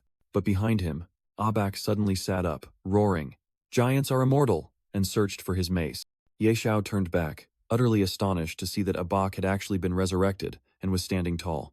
Now even more furious, Abak roared that he would avenge his recently killed wife. Losing all patience, Ye Xiao roared, "Are you two done yet? Xiao Luo, Xiao Hui, eliminate this couple." Another destructive stream of fire surged forward, engulfing Abak's body once more. After defeating the 2 giants, Ye Xiao happily collected the spoils, a black gold tier armor set, and an epic tier dagger. He admired the new dagger with satisfaction. Another epic tier piece of equipment was now in his possession. Suddenly, the Holy Spirit appeared and declared that Ye Xiao's will had been recognized, and the path to the holy seat would be open. The deity roared, unleashing a destructive surge of power that shook the entire arena. From the ground, a gigantic statue clad in black armor emerged, making Ye Xiao wonder about this unique mechanism. The statue stood towering on a stone pedestal, and Ye Xiao cautiously approached to inspect it. He discovered a glowing green disc-shaped object resting on the pedestal. Ye Xiao picked it up, guessing it was a divine artifact, but an angry voice from the statue roared at him to put it down. The statue warned that he was not qualified to touch the object. Recognizing the familiar gray mist, Ye Xiao concluded that this entity was the one behind everything. Just then, Azure Sky Dragon unexpectedly appeared and let out an angry roar. The spirit beast charged straight toward the statue, despite Ye Xiao calling its name in surprise. Azure Sky Dragon unleashed a powerful attack, radiating the might of a dragon. In the blink of an eye, the statue was shattered into pieces. Ye Xiao stood frozen, completely bewildered by what had just happened. From the rubble, an evil dragon emerged. The system announced it was the corrupted evil Holy Spirit, level 48, bearing an identical resemblance to Azure Sky Dragon. Ye Xiao was horrified to realize its stats were exactly the same as his spirit beasts, while the evil dragon declared it would grant him a merciful death. The evil Holy Spirit roared, "Go to hell," and began its attack. Ye Xiao continuously took damage, and immediately ordered Azure Sky Dragon to seal the opponent's skill. Azure Sky Dragon soared into the sky, executing its ultimate skill and creating a gigantic golden magic circle. The evil Holy Spirit smugly declared its forbidden technique, challenging that any trump card held by a mortal would be useless. Ye Xiao was astonished to realize that even Azure Sky Dragon was forbidden from using magic. Enraged, he summoned his second trump card. "Xiao Luo, come out here and teach it a lesson." The evil Holy Spirit was stunned to see that Ye Xiao actually possessed a second spirit beast. Ye Xiao mocked his opponent and ordered Immortal Phoenix to attack without mercy. Immortal Phoenix roared, condensing a destructive fireball above its head. Freed from the forbidden technique, Azure Sky Dragon also shot into the sky, blazing with power. The dragon let out a sky-shaking roar, ready for the combined strike. Both the dragon and the phoenix attacked simultaneously, leaving the evil Holy Spirit only enough time for a desperate scream of no. With its body being torn apart, the evil Holy Spirit stubbornly threatened that daring to insult a god meant this wasn't over. Before dissolving into fragments, it uttered a final warning, but Yahello contemptuously called it trash. A majestic voice echoed in the arena, thanking the hero for driving out Sekhmet and liberating the place. The voice explained that a golden crystal would serve as certification for the one fortunate enough to meet the Holy Spirit. Yahello accepted the item Holy Spirit's guidance, unexpectedly gaining further rewards and activating a new hidden quest. The system announced that he had completed the challenge and began teleporting him out. Meanwhile, Dolores and her subordinates were anxiously observing the increasingly terrifying gray mist. Dolores seemed unconcerned, asserting that Yahello was tougher than a cockroach. Suddenly, someone in the group noticed the mist thinning and gradually dissipating. Yahello emerged from the teleportation circle, calling out Dolores' name. Dolores and her people were astonished to see him return safely. Dolores questioned Yahello about what he had done, and he casually replied that he had smashed a god statue to disperse the mist. She became furious, unable to believe Yahello dared to insult a god, and threatened to buy him a coffin in advance. Yahello grabbed Dolores' hand, mischievously asking how she planned to thank him for resolving the matter for her. He continued listing potential rewards, causing Dolores confusion, and she accused him of taking advantage of the situation. To escape the conversation, Dolores hastily opened a teleportation gate and left, ignoring Yahello calling out for her not to run away. In Shuyu City, the sky had cleared once more. The city residents were overjoyed, thanking heaven and earth that the gray mist had finally vanished. Meanwhile, in a dark grand hall, the evil Holy Spirit sensed the presence of an extremely powerful deity. It thought to itself that if it could absorb this divine power, it would surely break its own limits. The stone shell encasing the evil spirit's body began to crack. Completely freed from the seal, it stretched, ready for action. A divine phantom appeared, calling the evil spirit Semiket and questioning it about abandoning its mission, but Semiket merely mocked the other deity as a fool. Semiket declared that the Holy Spirit arena had been liberated, and this time it would descend in its true form to restore order. The other deity issued a final warning, threatening to strip Semiket of its divine power. Soaring away, Semiket vowed to devour the ignorant humans and make the one who freed it pay for his arrogance. Back at the Shuyu City Lord's mansion, Sheena formally expressed her deep gratitude to Yahello for saving the entire city. Yahello inquired about the condition of the little girl Aisha, and Sheena happily reported that she and all the other infected people had fully recovered. A dignified man stepped forward, introducing himself as the city lord, and showing great curiosity about the hero who had just appeared. Sheena introduced Yahello to the city lord, and he politely greeted him. City Lord Duan laughed heartily,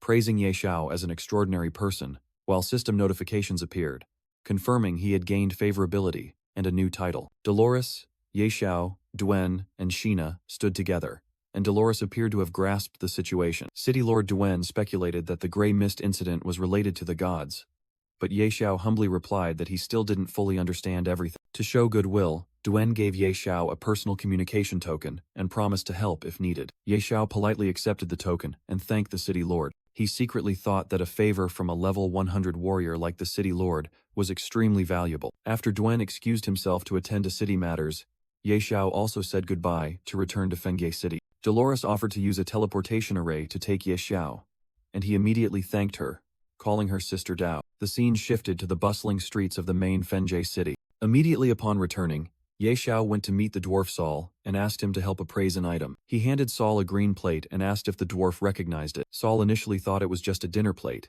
causing Yahello to angrily remind him that it was a divine artifact. Looking closer, Saul detected a hateful scent on the plate, which was restricting its power. The dwarf resolutely raised his hammer, declaring he would make it shine again. Saul began hammering the divine artifact, making Yahello anxiously shout for him to be gentle. After being purified, the item's information appeared. Lapis lazuli plate, a divine artifact capable of holding saint-shattering tier items. Saul was proud that he had correctly guessed it was a plate, while Yahello pondered its true use. Yahello was astonished to realize that the saint-shattering tier was a legendary level, far surpassing the heaven-destroying tier. He decided to put the plate away and asked Saul to help appraise some other dark gold equipment. On the way, Dolores reminded him that he was about to reach level 50 and needed to prepare for the next promotion challenge. Hearing this, Yahello immediately summoned the Azure Sky Dragon and excitedly set off for a good grinding spot. Yahello arrived at the gravel wasteland, a barren area. The area was swarming with a massive horde of level 50 spiny sand scorpions. Despite the warning that he would be in trouble if they targeted him,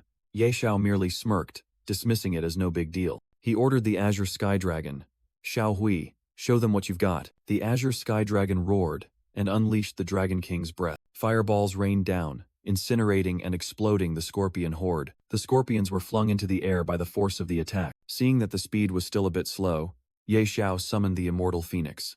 Xiao Luo, your turn. The immortal phoenix shot into the sky, transforming into a massive pillar of fire. It turned into a brilliant fireball, like a falling comet, ready to strike the enemies. The entire scorpion horde was engulfed in the terrifying explosion. The ground shook as the destructive flames swept away everything in their path. Yi Xiao crossed his arms, satisfied with the terrifying power of his two spirit beasts. A series of system notifications appeared.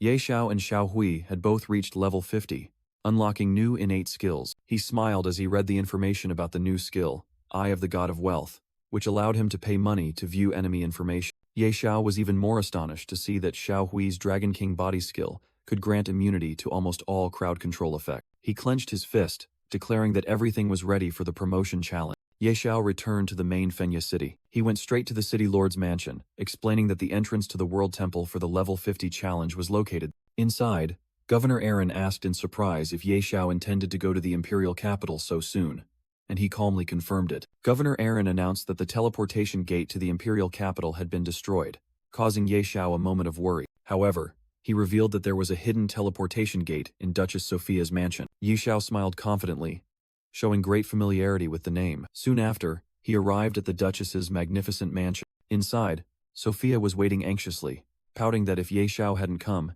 she would have posted a missing person report. Ye Xiao appeared and politely kissed her hand, announcing that he had arrived. He got straight to the point, saying he needed to go to the imperial capital, and Sophia immediately understood he wanted to use her teleportation gate. Sophia agreed to lead the way, but warned that the teleportation gate had not been used for a very long time. Standing before the magic array, Sophia confessed that the last time she activated it was when she was a little girl, but Ye Xiao still encouraged her to try. With a clack, Sophia decisively pulled a lever on the wall. The teleportation array immediately lit up, and Ye Xiao praised Sophia, while she urged him to hurry because it wouldn't last long. Ye Xiao promised to return and repay her immediately after completing the promotion challenge, and Sophia asked him to send her regards to the king. She gently reminded Ye Xiao that he must remember to come back for her after he was done. Ye Xiao successfully teleported, appearing in the courtyard of a fortress in the imperial capital. Two level 80 guards immediately stopped him, questioning the unexpected intruder. Ye Xiao calmly explained that he came from Fengye City and was assisted by Lady Sophia. He introduced himself as Viscount Ye Xiao, causing the guards to immediately change their attitude and apologize for their disrespect. The two guards solemnly saluted according to military protocol, but Ye Xiao waved them off and asked for directions to the World Temple. One of the guards immediately took on the task of guiding him. Along the way, the guard asked if Ye Xiao was there to undertake the level 50 promotion challenge, and he confirmed it. The guard explained that with his Viscount status, Ye Xiao could receive priority processing to enter the World Temple, and he quickly agreed. Looking up, Ye Xiao couldn't help but be astonished by the sight before him. The World Temple appeared magnificent, suspended among the clouds. Behind the temple stood the colossal World Tree, where players could receive the god's recognition if they climbed to the top. Approaching the foot of the stairs, Ye Xiao saw three people waiting and wondered if they were waiting for him. An elderly man introduced himself as Abochi, a level 5 deacon of the temple, who had come to welcome Ye Xiao. Along the way, Abochi asked Ye Xiao which difficulty level challenge he intended to participate in, and he decisively replied, Abyss. Abochi warned that the level 50 challenge had double the difficulty, but Ye Xiao affirmed his determination. After wishing Ye Xiao good luck, Abochi escorted him to the teleportation gate of the trial area. Meanwhile, elsewhere, a soldier rushed in breathlessly to report news to his master. The soldier informed a man in blue armor that Ye Xiao had arrived at the imperial capital. The man flew into a rage, unable to believe Ye Xiao dared to come here alone after everything that had happened. Clenching his fist, he ordered his subordinates to take the bodyguards and go teach Ye Xiao a lesson. The soldier hesitated, reminding him that Ye Xiao was at the World Temple, but the man arrogantly declared himself Prince Karami, and that no one would dare block his path. Finally, Karami gave a decisive order, and the soldier had no choice but to obey. Ye Xiao was teleported to the trial grounds, a seemingly peaceful forest. He walked with the Azure Sky Dragon, wondering why the level 50 challenge didn't have a single monster. Suddenly, a colossal purple energy sphere hurtled down from the sky, astonishing Ye Xiao. It collided with the ground, creating a violent explosion. From within the purple smoke,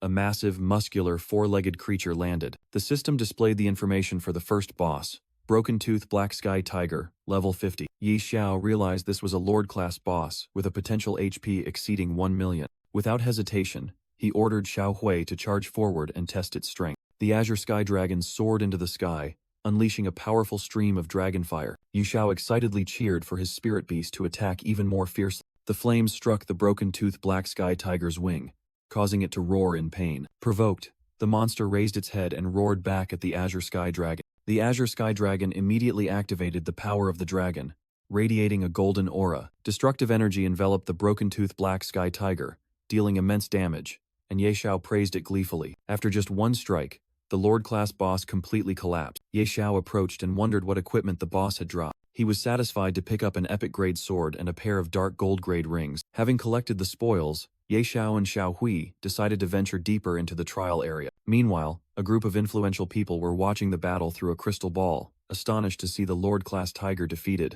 They discussed animatedly, unable to believe Ye Xiao's power in an abyss difficulty challenge. A man in a white hooded cloak spoke up, asking everyone to observe calmly. He explained that the level 50 abyss challenge was not simply about Lord-class monster. Returning to the battlefield, Ye Xiao was already facing the second boss, a colossal blue werewolf. The observation group was stunned once again, and Ebochi admitted that even in his prime, he would have been defeated by such power. Suddenly, the image in the crystal ball changed, showing the colossal foot of another monster, confusing everyone. The observers were perplexed when the crystal ball suddenly glitched and went dark. The man in the white hooded cloak speculated that their scrying eye had been blocked by an extremely powerful force. The entire group became chaotic, loudly complaining about the sudden interruption of the good show. Meanwhile, Ye Xiao was resting after the battle, and Ebisu expressed concern about the final challenge. Ye Xiao looked toward the castle, asserting that the final boss must be an immortal-level monster that had never appeared before, and he was determined to challenge it. Ebisu was terrified and wanted to hide in the pet space, but Ye Xiao only responded with a joke about inheriting his debt. With surging momentum, he shouted, "Let's go," and advanced forward. Ye Xiao stood before a gigantic stone slab, ignoring the system's danger warning and boldly challenging the enemy. His face shone with unwavering resolve. Before him was a colossal black shadow, and Ye Xiao immediately recognized it as an immortal-level entity. The information panel displayed the boss's name as Invader of the Abyss, but all stats and skills were unknown. To find out, Ye Xiao decided to use the Eye of the God of Wealth. He was astonished when tens of thousands of gold coins vanished instantly to activate the skill. In return, a long list of the boss's terrifying skills and passive abilities appeared before his eyes. Ye Xiao was overwhelmed by the terrifying number of skills possessed by an immortal-level boss. The Invader of the Abyss spoke, threatening to incinerate all intruders, prompting Ye Xiao to utter a sarcastic remark. Without hesitation, Ye Xiao summoned his two mythical spirit beasts, Xiao Hui and Xiao Luo. The dragon and the phoenix immediately flew up, simultaneously unleashing two streams of destructive energy. The two powerful attacks converged,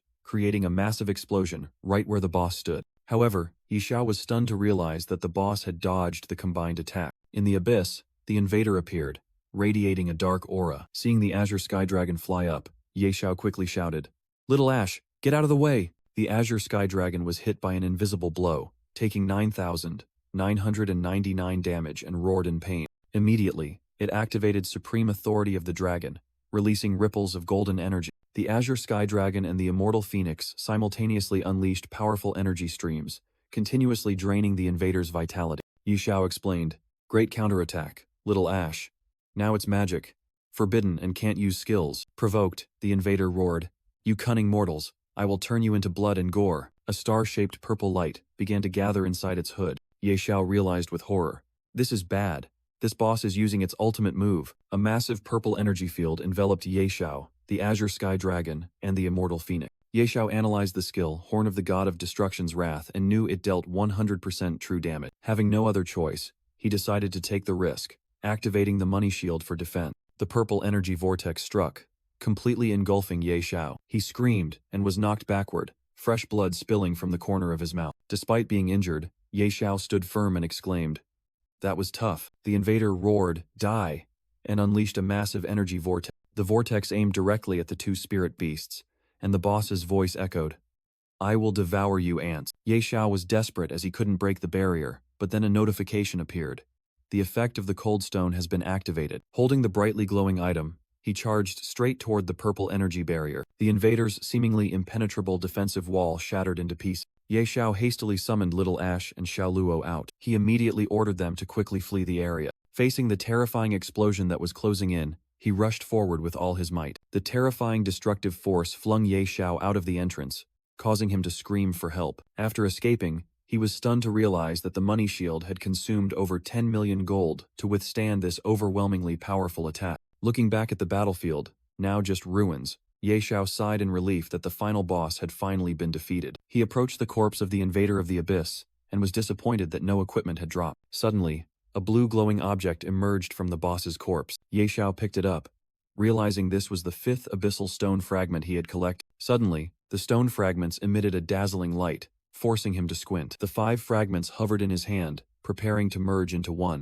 They combined to form a golden key, identified by the system as the Shattered Abyssal Key. Ye Xiao wondered what a broken key could possibly be used for. Meanwhile, the server-wide announcement that Ye Xiao had cleared the level 50 challenge shocked the other players. They discussed animatedly, realizing that level 50 was the true starting point and the place to acquire high-level equipment. Realizing that Ye Xiao was monopolizing the new area, all players were determined to level up quickly. Ye Xiao was teleported to a place called the Supreme Hall, and was surprised by its emptiness. He spotted people in the distance and decided to approach them to investigate. In another room, a group of powerful individuals were frustratedly looking at a crystal ball with signal interference. Ye Xiao approached and asked someone in the group, unaware that they had gathered to watch his challenge. Ye Xiao suddenly appeared among the discussing group, asking if Ye Xiao had cleared the challenge. The Great Elder turned around, astonished to recognize the newcomer. The entire group simultaneously called out his name in shock.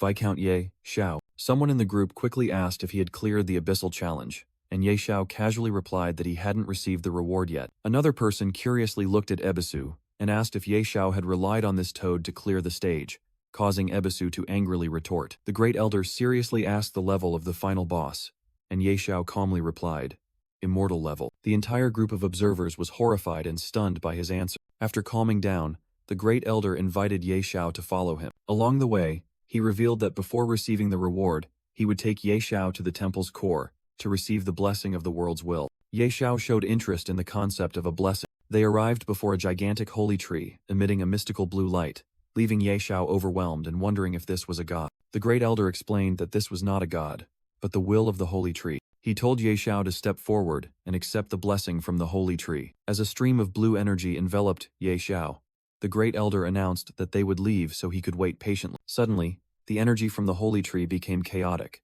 startling Ye Xiao, who wondered what was happening. The holy tree shook violently, radiating a powerful surge of energy. Ye Xiao was thrown backward by an extremely powerful repulsive force. To everyone's astonishment, the holy tree uprooted itself from the ground, carrying an entire building as it flew into the air. Ye Xiao looked up at the unbelievable sight, wondering in amazement if this was truly a holy tree. From the canopy of the hovering holy tree, countless blue energy spheres began to appear. Green energy orbs from the holy tree fell to the ground, beginning the blessing process. A vision appeared, showing ancient races like dwarves, dragons, elves, and goblins once thriving. Giant dragons could flatten mountains, dwarves possessed superior technology, and elves controlled the power of nature. Then one day, outsiders calling themselves gods appeared, plotting to force all creatures into submission. Under the power of the gods, many races bowed down, but proud species like dragons still resisted, until a strange invasion once again shrouded the continent in darkness, causing creatures to become ferocious. Ye Xiao stood amidst the energy orbs, speculating that this strange invasion was related to the gods. A mysterious voice echoed, instructing him to seek the holy judgment to stop the invasion of darkness. A small orb of light flew into Ye Xiao's hand, and he looked at it curiously. The system announced this was the supreme heavenly gift, the reward for completing the challenge and the key to obtaining the power of holy judgment. Energy from the holy tree began to surge violently. A series of system notifications appeared. Ye Xiao received countless blessings, 5,000 base attribute points, a 100% increase in bonus points, and the unlocking of a resurrection skill. He smiled smugly, thinking that the blessing of this holy tree was truly beyond imagination. Ye Xiao examined the new skill, astonished to learn it could allow him to resurrect once by consuming the power of the blessing. He felt extremely satisfied. This trip had brought too many benefits. When the process concluded, Ye Xiao returned to meet the group of elders and reassured them that everything went smoothly. The Great Elder joyfully recognized him as a friend of the temple and offered him an invitation to join, but Ye Xiao temporarily declined. The elder respected his decision and gave him the reward for completing the challenge, a dazzling yellow gemstone. Ye Xiao realized it was the heroic divine stone, a legendary item used to enhance the hero's emblem. After receiving the reward, he politely took his leave, and the elder reiterated that the doors of the World Temple were always open to welcome him. In Dragon Phoenix City, the capital of the empire, an arrogant purple-haired man in a white military uniform led his subordinates, shouting loudly for everyone to get out of the way. People on the street recognized him as Lansley and whispered about his notoriety as a ruthless killer. Lansley stood waiting in front of a large building, impatiently muttering that he wanted to kill someone. The scene returned to a panoramic view of the bustling Dragon Phoenix city. Lansley and his subordinates continued to stride arrogantly through the street. The citizens were still discussing Lansley's appearance, fearing that trouble was imminent. He was still waiting outside the building, his expression growing increasingly impatient and bloodthirsty. A knight in golden armor reminded Lansley to restrain himself, as the prince's mission was to deal with Yahello first. Lansley mocked the knight, asking if he was afraid. He sneered, confident that he had no reason to fear a player who was only level 50. The doors of the World Temple opened, and Yahello calmly stepped out. Lansley smiled maliciously, saying he was eager to play with Yahello. Yahello coldly asked who they were and indifferently replied that he didn't need to know them. Lansley introduced himself as an enforcement officer, here by order of Prince Karami to deal with Yahello. Suddenly, the great elder of the World Temple appeared, loudly criticizing their arrogance. He stood in front of Yahello, declaring him a friend of the World Temple and questioning Lansley. Lansley was stunned, confused as to when Yahello had become a friend of the temple, and began to stammer. The quick-witted golden-armored knight changed his tone, saying they had come to congratulate Viscount Yahello, the hero of the empire. Lansley secretly cursed his subordinate's duplicity, while the knight continued to pour out praises for Yahello. With a self-satisfied smile, Yahello demanded that the two men dance. Lansley was dumbfounded, while the great elder seemed amused, saying he heard the blessing dance was quite beautiful. Lansley frantically refused, and the golden-armored knight also hastily begged to be excused from dancing. Yahello turned to inform the great elder that they seemed unwilling, causing the old man to immediately adopt a stern expression. Cornered, Lansley could only grit his teeth and curse inwardly. Having no other choice, Lansley turned and angrily ordered his subordinates to dance. Yahello unexpectedly spoke up to stop them, making the knight secretly rejoice, thinking he had been spared. But Yahello pointed toward the street, demanding they go out there and dance in front of the crowd. Both Lansley and the knight were speechless at this humiliating demand. Under pressure, the two had no choice but to go to the middle of the square and begin their awkward dance. The crowd gathered to watch, and one person commented with amusement, wondering who dared to teach Lansley such a lesson. Another group of players sarcastically remarked that the wicked had finally met their retribution, and mocked their dance as truly graceful. Lansley felt utterly humiliated and ashamed. His eyes flashed with hatred, swearing that sooner or later he would repay today's humiliation many times over. Feeling he had wasted enough time, Yahello turned and walked toward a gate inscribed with the words "Battlefield." Ebisu on his shoulder showed fear, not wanting to enter that dangerous place, but Yahello reassured him that he would protect Old Hui. Ebisu was still hesitant, but Yahello had lost patience and urged his companion. He placed his hand on the teleportation gate, and both were sucked into a beam of light. Beyond the gate was a desolate sight, the ground covered with the corpses of petrified warriors. Yahello set foot in Realm City, astonished by the sight of the deadly battlefield stretching out before him. A knight wearing antlered armor approached, and asked Yahello if he wanted to join a legion. Yahello replied that he was still thinking, and the knight immediately invited him to join the city guard, the safest legion. The knight proudly showed off his level 50 gold armor as proof of the easy life. Yahello asked again about the safest legion, and the knight explained that they didn't need to fight monsters there. However, Yahello smiled and refused, saying he didn't like places that were too safe and preferred to go alone. Surprised by Yahello's decision, the knight asked if he wanted to be a lone wolf, and Yahello confirmed it. Yahello immediately changed the subject, asking for the location of the nearest ford. The knight pointed the way west, toward a blind blacksmith renowned for his skill. After Yahello thanked him and left, another soldier wondered about the madness of acting alone in this place. The antlered knight watched Yahello's retreating figure, secretly hoping he wouldn't perish on the battlefield. Yahello arrived at an outdoor forge, where a long line of people was patiently waiting. He wondered why so many people were gathered here. Telling himself that a person of his status couldn't possibly cut in line, Yahello gave a meaningful smile. Immediately, he walked straight to the front of the line, infuriating the crowd with his queue-jumping behavior. Someone in the crowd was about to strike but quickly stopped upon recognizing something on Yahello's chest. The blacksmith wearing the Viking helmet was also stunned, realizing it was the badge of valor. He respectfully asked if Yahello was the brave warrior who had passed the purgatory level challenge, leaving everyone around speechless. Yahello casually confirmed it, and the blacksmith said that although he couldn't see, he could feel the power emanating from the badge. Yahello stated his purpose was to enhance the badge, and the blacksmith immediately agreed without hesitation. Before starting, the blacksmith asked Yahello for a favor if he was heading to the battlefield, and Yahello agreed to listen. The blacksmith recounted that his son, John, had gone missing in the Lord's forest and promised an epic-tier piece of equipment if Yahello found him. Yahello smirked, realizing this was a hidden quest, while the crowd was terrified upon hearing the name Lord's Forest. Everyone muttered, believing that even the Holy Legion wouldn't dare venture into that forest filled with bizarre bosses. Despite the warnings, Ye Xiao accepted the quest and requested the equipment upgrade, making the blacksmith overjoyed. When a brilliant golden light flashed, the crowd was astonished to realize it wasn't epic tier equipment, but legendary tier. The blacksmith solemnly handed back the legendary tier badge of valor, with greatly enhanced stats and effect. Ye Xiao took the badge with satisfaction, secretly marveling that the power of the Stone of Valor was greater than he had imagined. After receiving the equipment, he bid the blacksmith farewell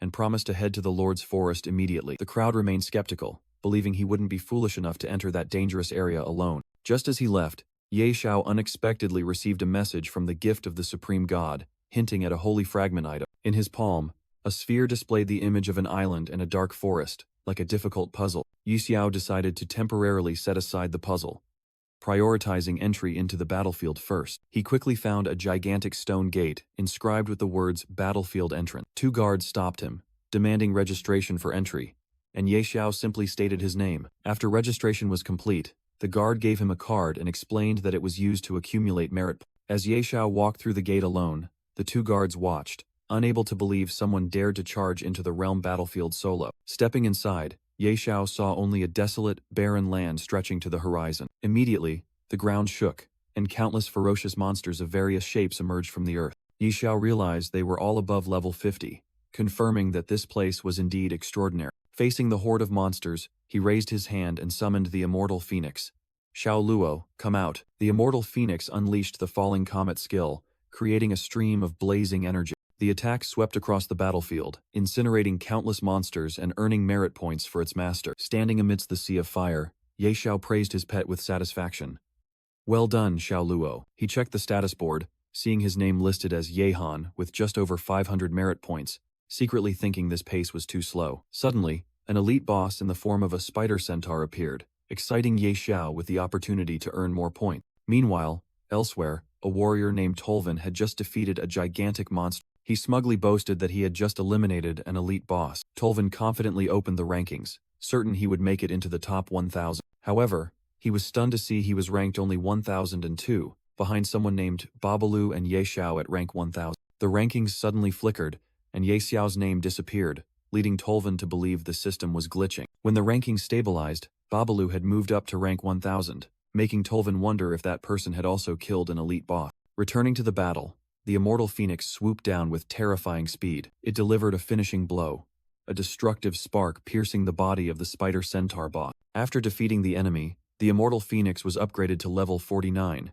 and its stats also soared, delighting Ye Xiao. Ye Xiao checked again. His merit points were already close to the 100,000 mark. He excitedly called out the names of his pets, signaling them to continue advancing. A worldwide announcement rang out.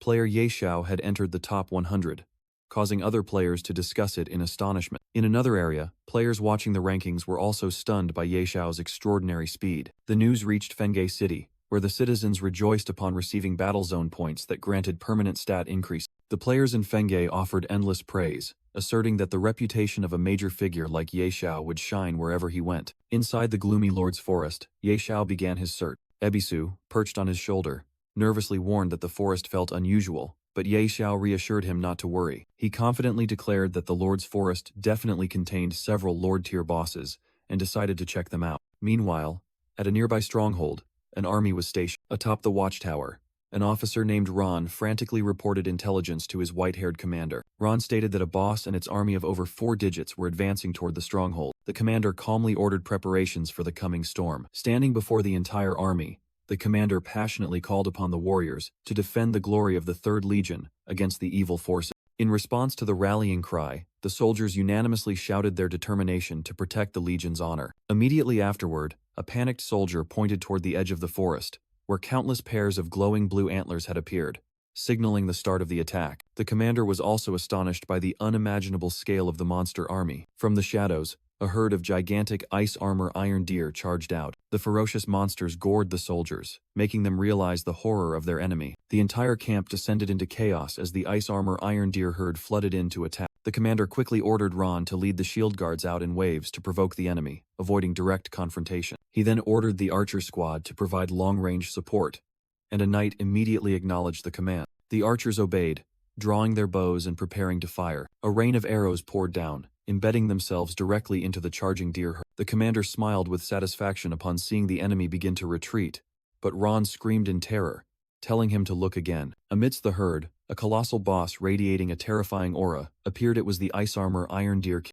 The white-haired commander yelled, ordering the entire army to prepare for battle. The soldiers trembled as the gigantic boss charged toward them, admitting that this was the first time they had seen such a massive monster. Suddenly, a stream of brilliant golden fire struck one of the deer in the monster herd. The flames spread rapidly, incinerating the entire Iron Deer army in the blink of an eye. The colossal boss, the Ice Armor Iron Deer King, collapsed to the ground, stunning the soldiers on the rampart. The commander couldn't believe his eyes, wondering if he was hallucinating or had been hit by a mental attack. A soldier spotted Yahello standing alone in the middle of the battlefield, immediately leading the commander to suspect he was the one who had taken down the boss. The commander hastily ordered his men to go down and see who it was, while Ron was eager to meet the superhuman who had just appeared. Immediately, the commander led a squad toward Yahello. Yahello turned around, looking puzzled by their appearance. The commander politely called out to Yahello, while Yahello secretly wondered why so many people had suddenly gathered here. Deciding he didn't have time for this, Yahello resolved to focus on leveling up and completing quests. He quickly turned and walked away, ignoring the army behind him. The commander desperately called after him, trying to stop the hero who had just saved their lives. When Ron asked what they should do next, the commander decided they should stand still and observe the situation. He watched Yahello's retreating figure, secretly astonished, unable to imagine who could be so ridiculously powerful. To clear out the remaining monsters, Yahello summoned the Immortal Phoenix and ordered it to sweep the area clean. The Immortal Phoenix swooped down, engulfing the entire forest in a sea of fire. A series of system notifications popped up as countless level 52 and 55 monsters were instantly annihilated. Yahello was delighted to receive the notification that the Immortal Phoenix had reached level 50 and unlocked a new innate skill. Yahello smiled contentedly, thinking that the Immortal Phoenix's level 50 innate skill was truly powerful. He commanded his pet, Xiao Luo, let's go deeper. Meanwhile, in another city, a group of players discussed in amazement how Yehan's merit points were skyrocketing. On a watchtower, a high-level mage commented that even he couldn't achieve this rate of annihilation, and a new star was about to emerge on the battlefield. When asked if he was being humble, the mage explained that killing a few level 50 to 60 bosses was easy, but slaughtering on such a massive scale was unimaginable. He believed that if this person matured, he could achieve things no one had ever done before. His companion asked if he was referring to the old monsters hidden deep within the empire, and the mage confirmed it. The mage looked up at the sky, worried that the speed of the strange invasion was accelerating and the world might end within the next decade. The scene shifted to the Lord's Forest, which was engulfed in a chaotic sea of fire. A group of Legion commanders frantically wondered what was happening and whether they should retreat. A white-haired commander spoke up, announcing that an extremely powerful individual was purging the forest and suggested that everyone cooperate with his action. When questioned, he revealed that he had just checked the merit leaderboard and a new name, Yahello, had appeared. The white-haired commander pointed toward the distant flames and asserted that Yahello was currently annihilating a Lord-tier boss. Another group of players witnessed the scene from afar, terrified to learn that he had killed more than one Lord-tier boss. The white-haired commander called upon everyone to seize this opportunity and charge into the Lord's Forest together for a counterattack. Encouraged, the other commanders unanimously agreed, determined to fight to the death on the battlefield, and ordered their legions to advance. The white-haired commander watched with a look of determination. Suddenly, an earth-shattering sound echoed, causing the commanders to halt, wondering if the strongest creature in the forest had awakened. A terrifying explosion swallowed countless monsters in the Lord's Forest. Yahello stood there as both he and the Immortal Phoenix were notified that they had reached level 51, and he decided it was time to rest. Yahello was resting when Ebisu appeared, complaining about the heat and boredom. Suddenly, Ebisu sensed something unusual in the dark forest ahead. A giant wyvern with an armored rider on its back soared through the sky. The system panel appeared, confirming it was a king-tier boss, the level 55 Blood Rain Ghost Wyvern, astonishing Yahello. Without hesitation, Yahello summoned his spirit beasts, ordering the Azure Sky Dragon and Immortal Phoenix into combat position. The Azure Sky Dragon let out a sky-shattering roar and charged straight toward the enemy. It immediately unleashed a powerful stream of energy to attack the wyvern. The attack hit, dealing 118,640 damage to the Blood Rain Ghost Wyvern. The Immortal Phoenix also joined the fight, blazing with fire, preparing to strike. Its stream of fire hit the target, dealing an additional 80,180 damage. Injured, the Blood Rain Ghost Wyvern roared and began accumulating dark energy in its mouth. It unleashed a deadly purple dragon breath in retaliation. Yahello calmly watched as the Azure Sky Dragon created a protective shield, realizing that this king-tier boss could not be underestimated. He raised his hand, ordering both spirit beasts to attack simultaneously to interrupt its next skill. Just then, Ye Xiao sensed another presence and turned around in surprise. From the shadows, a giant level 56 ghostly wolf stepped out. Ye Xiao paled as he realized he was facing a second king-tier boss. Meanwhile, in the city, a crowd of players watched the leaderboard in astonishment as Ye Xiao's score skyrocketed again. The leaderboard updated, showing that Ye Xiao had broken the 10 million merit point mark, firmly securing the first position. The group of players in Realm City couldn't believe their eyes, wondering how it was possible to defeat a king-tier boss and earn 10 million merit points in less than a minute. Atop a tower, the high-level mage was also astonished by this incredible achievement, commenting that the old record had been broken too quickly. The bodyguard in red armor standing nearby wondered if Ye Xiao truly had the strength to sweep the entire level 50 battlefield. The mage asserted that, from today onward, they probably wouldn't have to worry about this battlefield anymore. Meanwhile, Ye Xiao had ventured deep into a desolate forest, where a giant bat swooped down to attack. He merely smirked, realizing that the third king-tier boss had appeared. The information panel appeared, confirming this was the level 58 Dark Bat with 4,300,000 HP. Ye Xiao summoned the Azure Sky Dragon and casually asked if it was losing patience. Immediately, the Azure Sky Dragon soared up and unleashed a powerful Dragon King's breath. The attack struck the bat, knocking it to the ground in a small explosion. However, the Dark Bat quickly recovered and retaliated with a deafening sonic attack. Ye Xiao quickly covered his ears, feeling as if his eardrums were about to burst. He immediately summoned the Immortal Phoenix and ordered it to warm up the opponent. The young phoenix flew up, unleashing a blazing stream of burning sky fire. The stream of fire shot directly into the mouth of the roaring Dark Bat. Ye Xiao laughed loudly and praised his pet for doing a great job. Scorched by the flames from within, the bat's abdomen began to swell and glow. Ebisu, sitting on Ye Xiao's shoulder, exclaimed in surprise, warning that its belly looked like a giant balloon about to burst. Immediately afterward, the Dark Bat exploded into hundreds of pieces in midair. Ye Xiao grimaced at the stench, secretly astonished that a king-tier enemy was dealt with so easily. Unexpectedly, from where the boss exploded, a swarm of small bats poured out into the sky. Ye Xiao realized the boss could split into smaller entities. He observed the swarm of bats rushing toward him, carrying deadly venom. Without hesitation, Ye Xiao ordered the Azure Sky Dragon flying overhead. "Little Ash, suppress them quickly." The Azure Sky Dragon let out a sky-shattering roar, releasing its Dragon King's pressure. Immediately, the entire swarm of bats was stunned and fell into chaos. Ye Xiao turned to summon the Immortal Phoenix, ordering, "Little Luo, turn them into barbecue." The Immortal Phoenix soared up, unleashing a blazing stream of fire toward the enemies. The venomous bat swarm was completely incinerated by the divine flames before they could react. Amidst the rain of charred bat corpses, Ye Xiao received a notification that he and his pets had leveled up to 52. He looked disappointed that this king-tier boss hadn't dropped any equipment. After dismissing his pets, Ye Xiao thought to himself that all 4 king-tier enemies had been eliminated. While walking through the forest, he suddenly spotted a squad of soldiers in silver armor standing ahead. The commander of the squad immediately recognized him and called out his name loudly. The commander stepped forward and asked again to confirm Ye Xiao's identity. Ye Xiao asked who they were, and the commander introduced himself as Agri, of the 5th Legion of the Holy Legion. Igre confirmed that he was the commander of this area, and that the entire 5th Legion obeyed Ye Xiao's orders. Ye Xiao immediately gave Agre his first mission, to herd all the strange creatures in the forest into one location. Agre wondered how to execute the mission of herding all the strange creatures in the Lord's forest into one location. One of his subordinates agreed, suggesting that gathering all the monsters would lead to their immediate annihilation. Ye Xiao appeared with bags of gold, and promised to provide them with black gold tier equipment. He also announced that they could keep all dropped items below the epic tier. A soldier under Igre was extremely astonished, and asked again if it was true that they would get to keep all that equipment. Ye Xiao confirmed that they had to herd all the monsters in the entire forest, even those in the battlefield. Encouraged by the generous reward, both Agra and his subordinates were determined to give their all for the equipment. However, Agra was still concerned that with such a massive number of monsters, his troops wouldn't be able to hold out. Ye Xiao admitted that it was his oversight, and adjusted the plan, asking them only to gather monsters within a safe limit and contact the other legions for support. Agra saluted solemnly, ensuring that he would complete the assigned mission. After giving the order, Ye Xiao sat down to rest and sighed from exhaustion. Inside a command tent, Agra began to execute the plan. He opened a video call, informing the other commanders about the major mission entrusted by Ye Xiao. However, the other commanders were skeptical and mocked the plan, suggesting Igre was boasting. They continued to sneer, refusing to believe that someone like Igre could have met Ye Xiao. When asked for proof, Igre confidently ended the call and warned that they would regret it. Igre's subordinate asked if they should proceed with the plan, and he resolutely confirmed it. Igra firmly ordered the entire army to set out, according to Ye Xiao's instruction. He secretly vowed to make those who had looked down on him pay.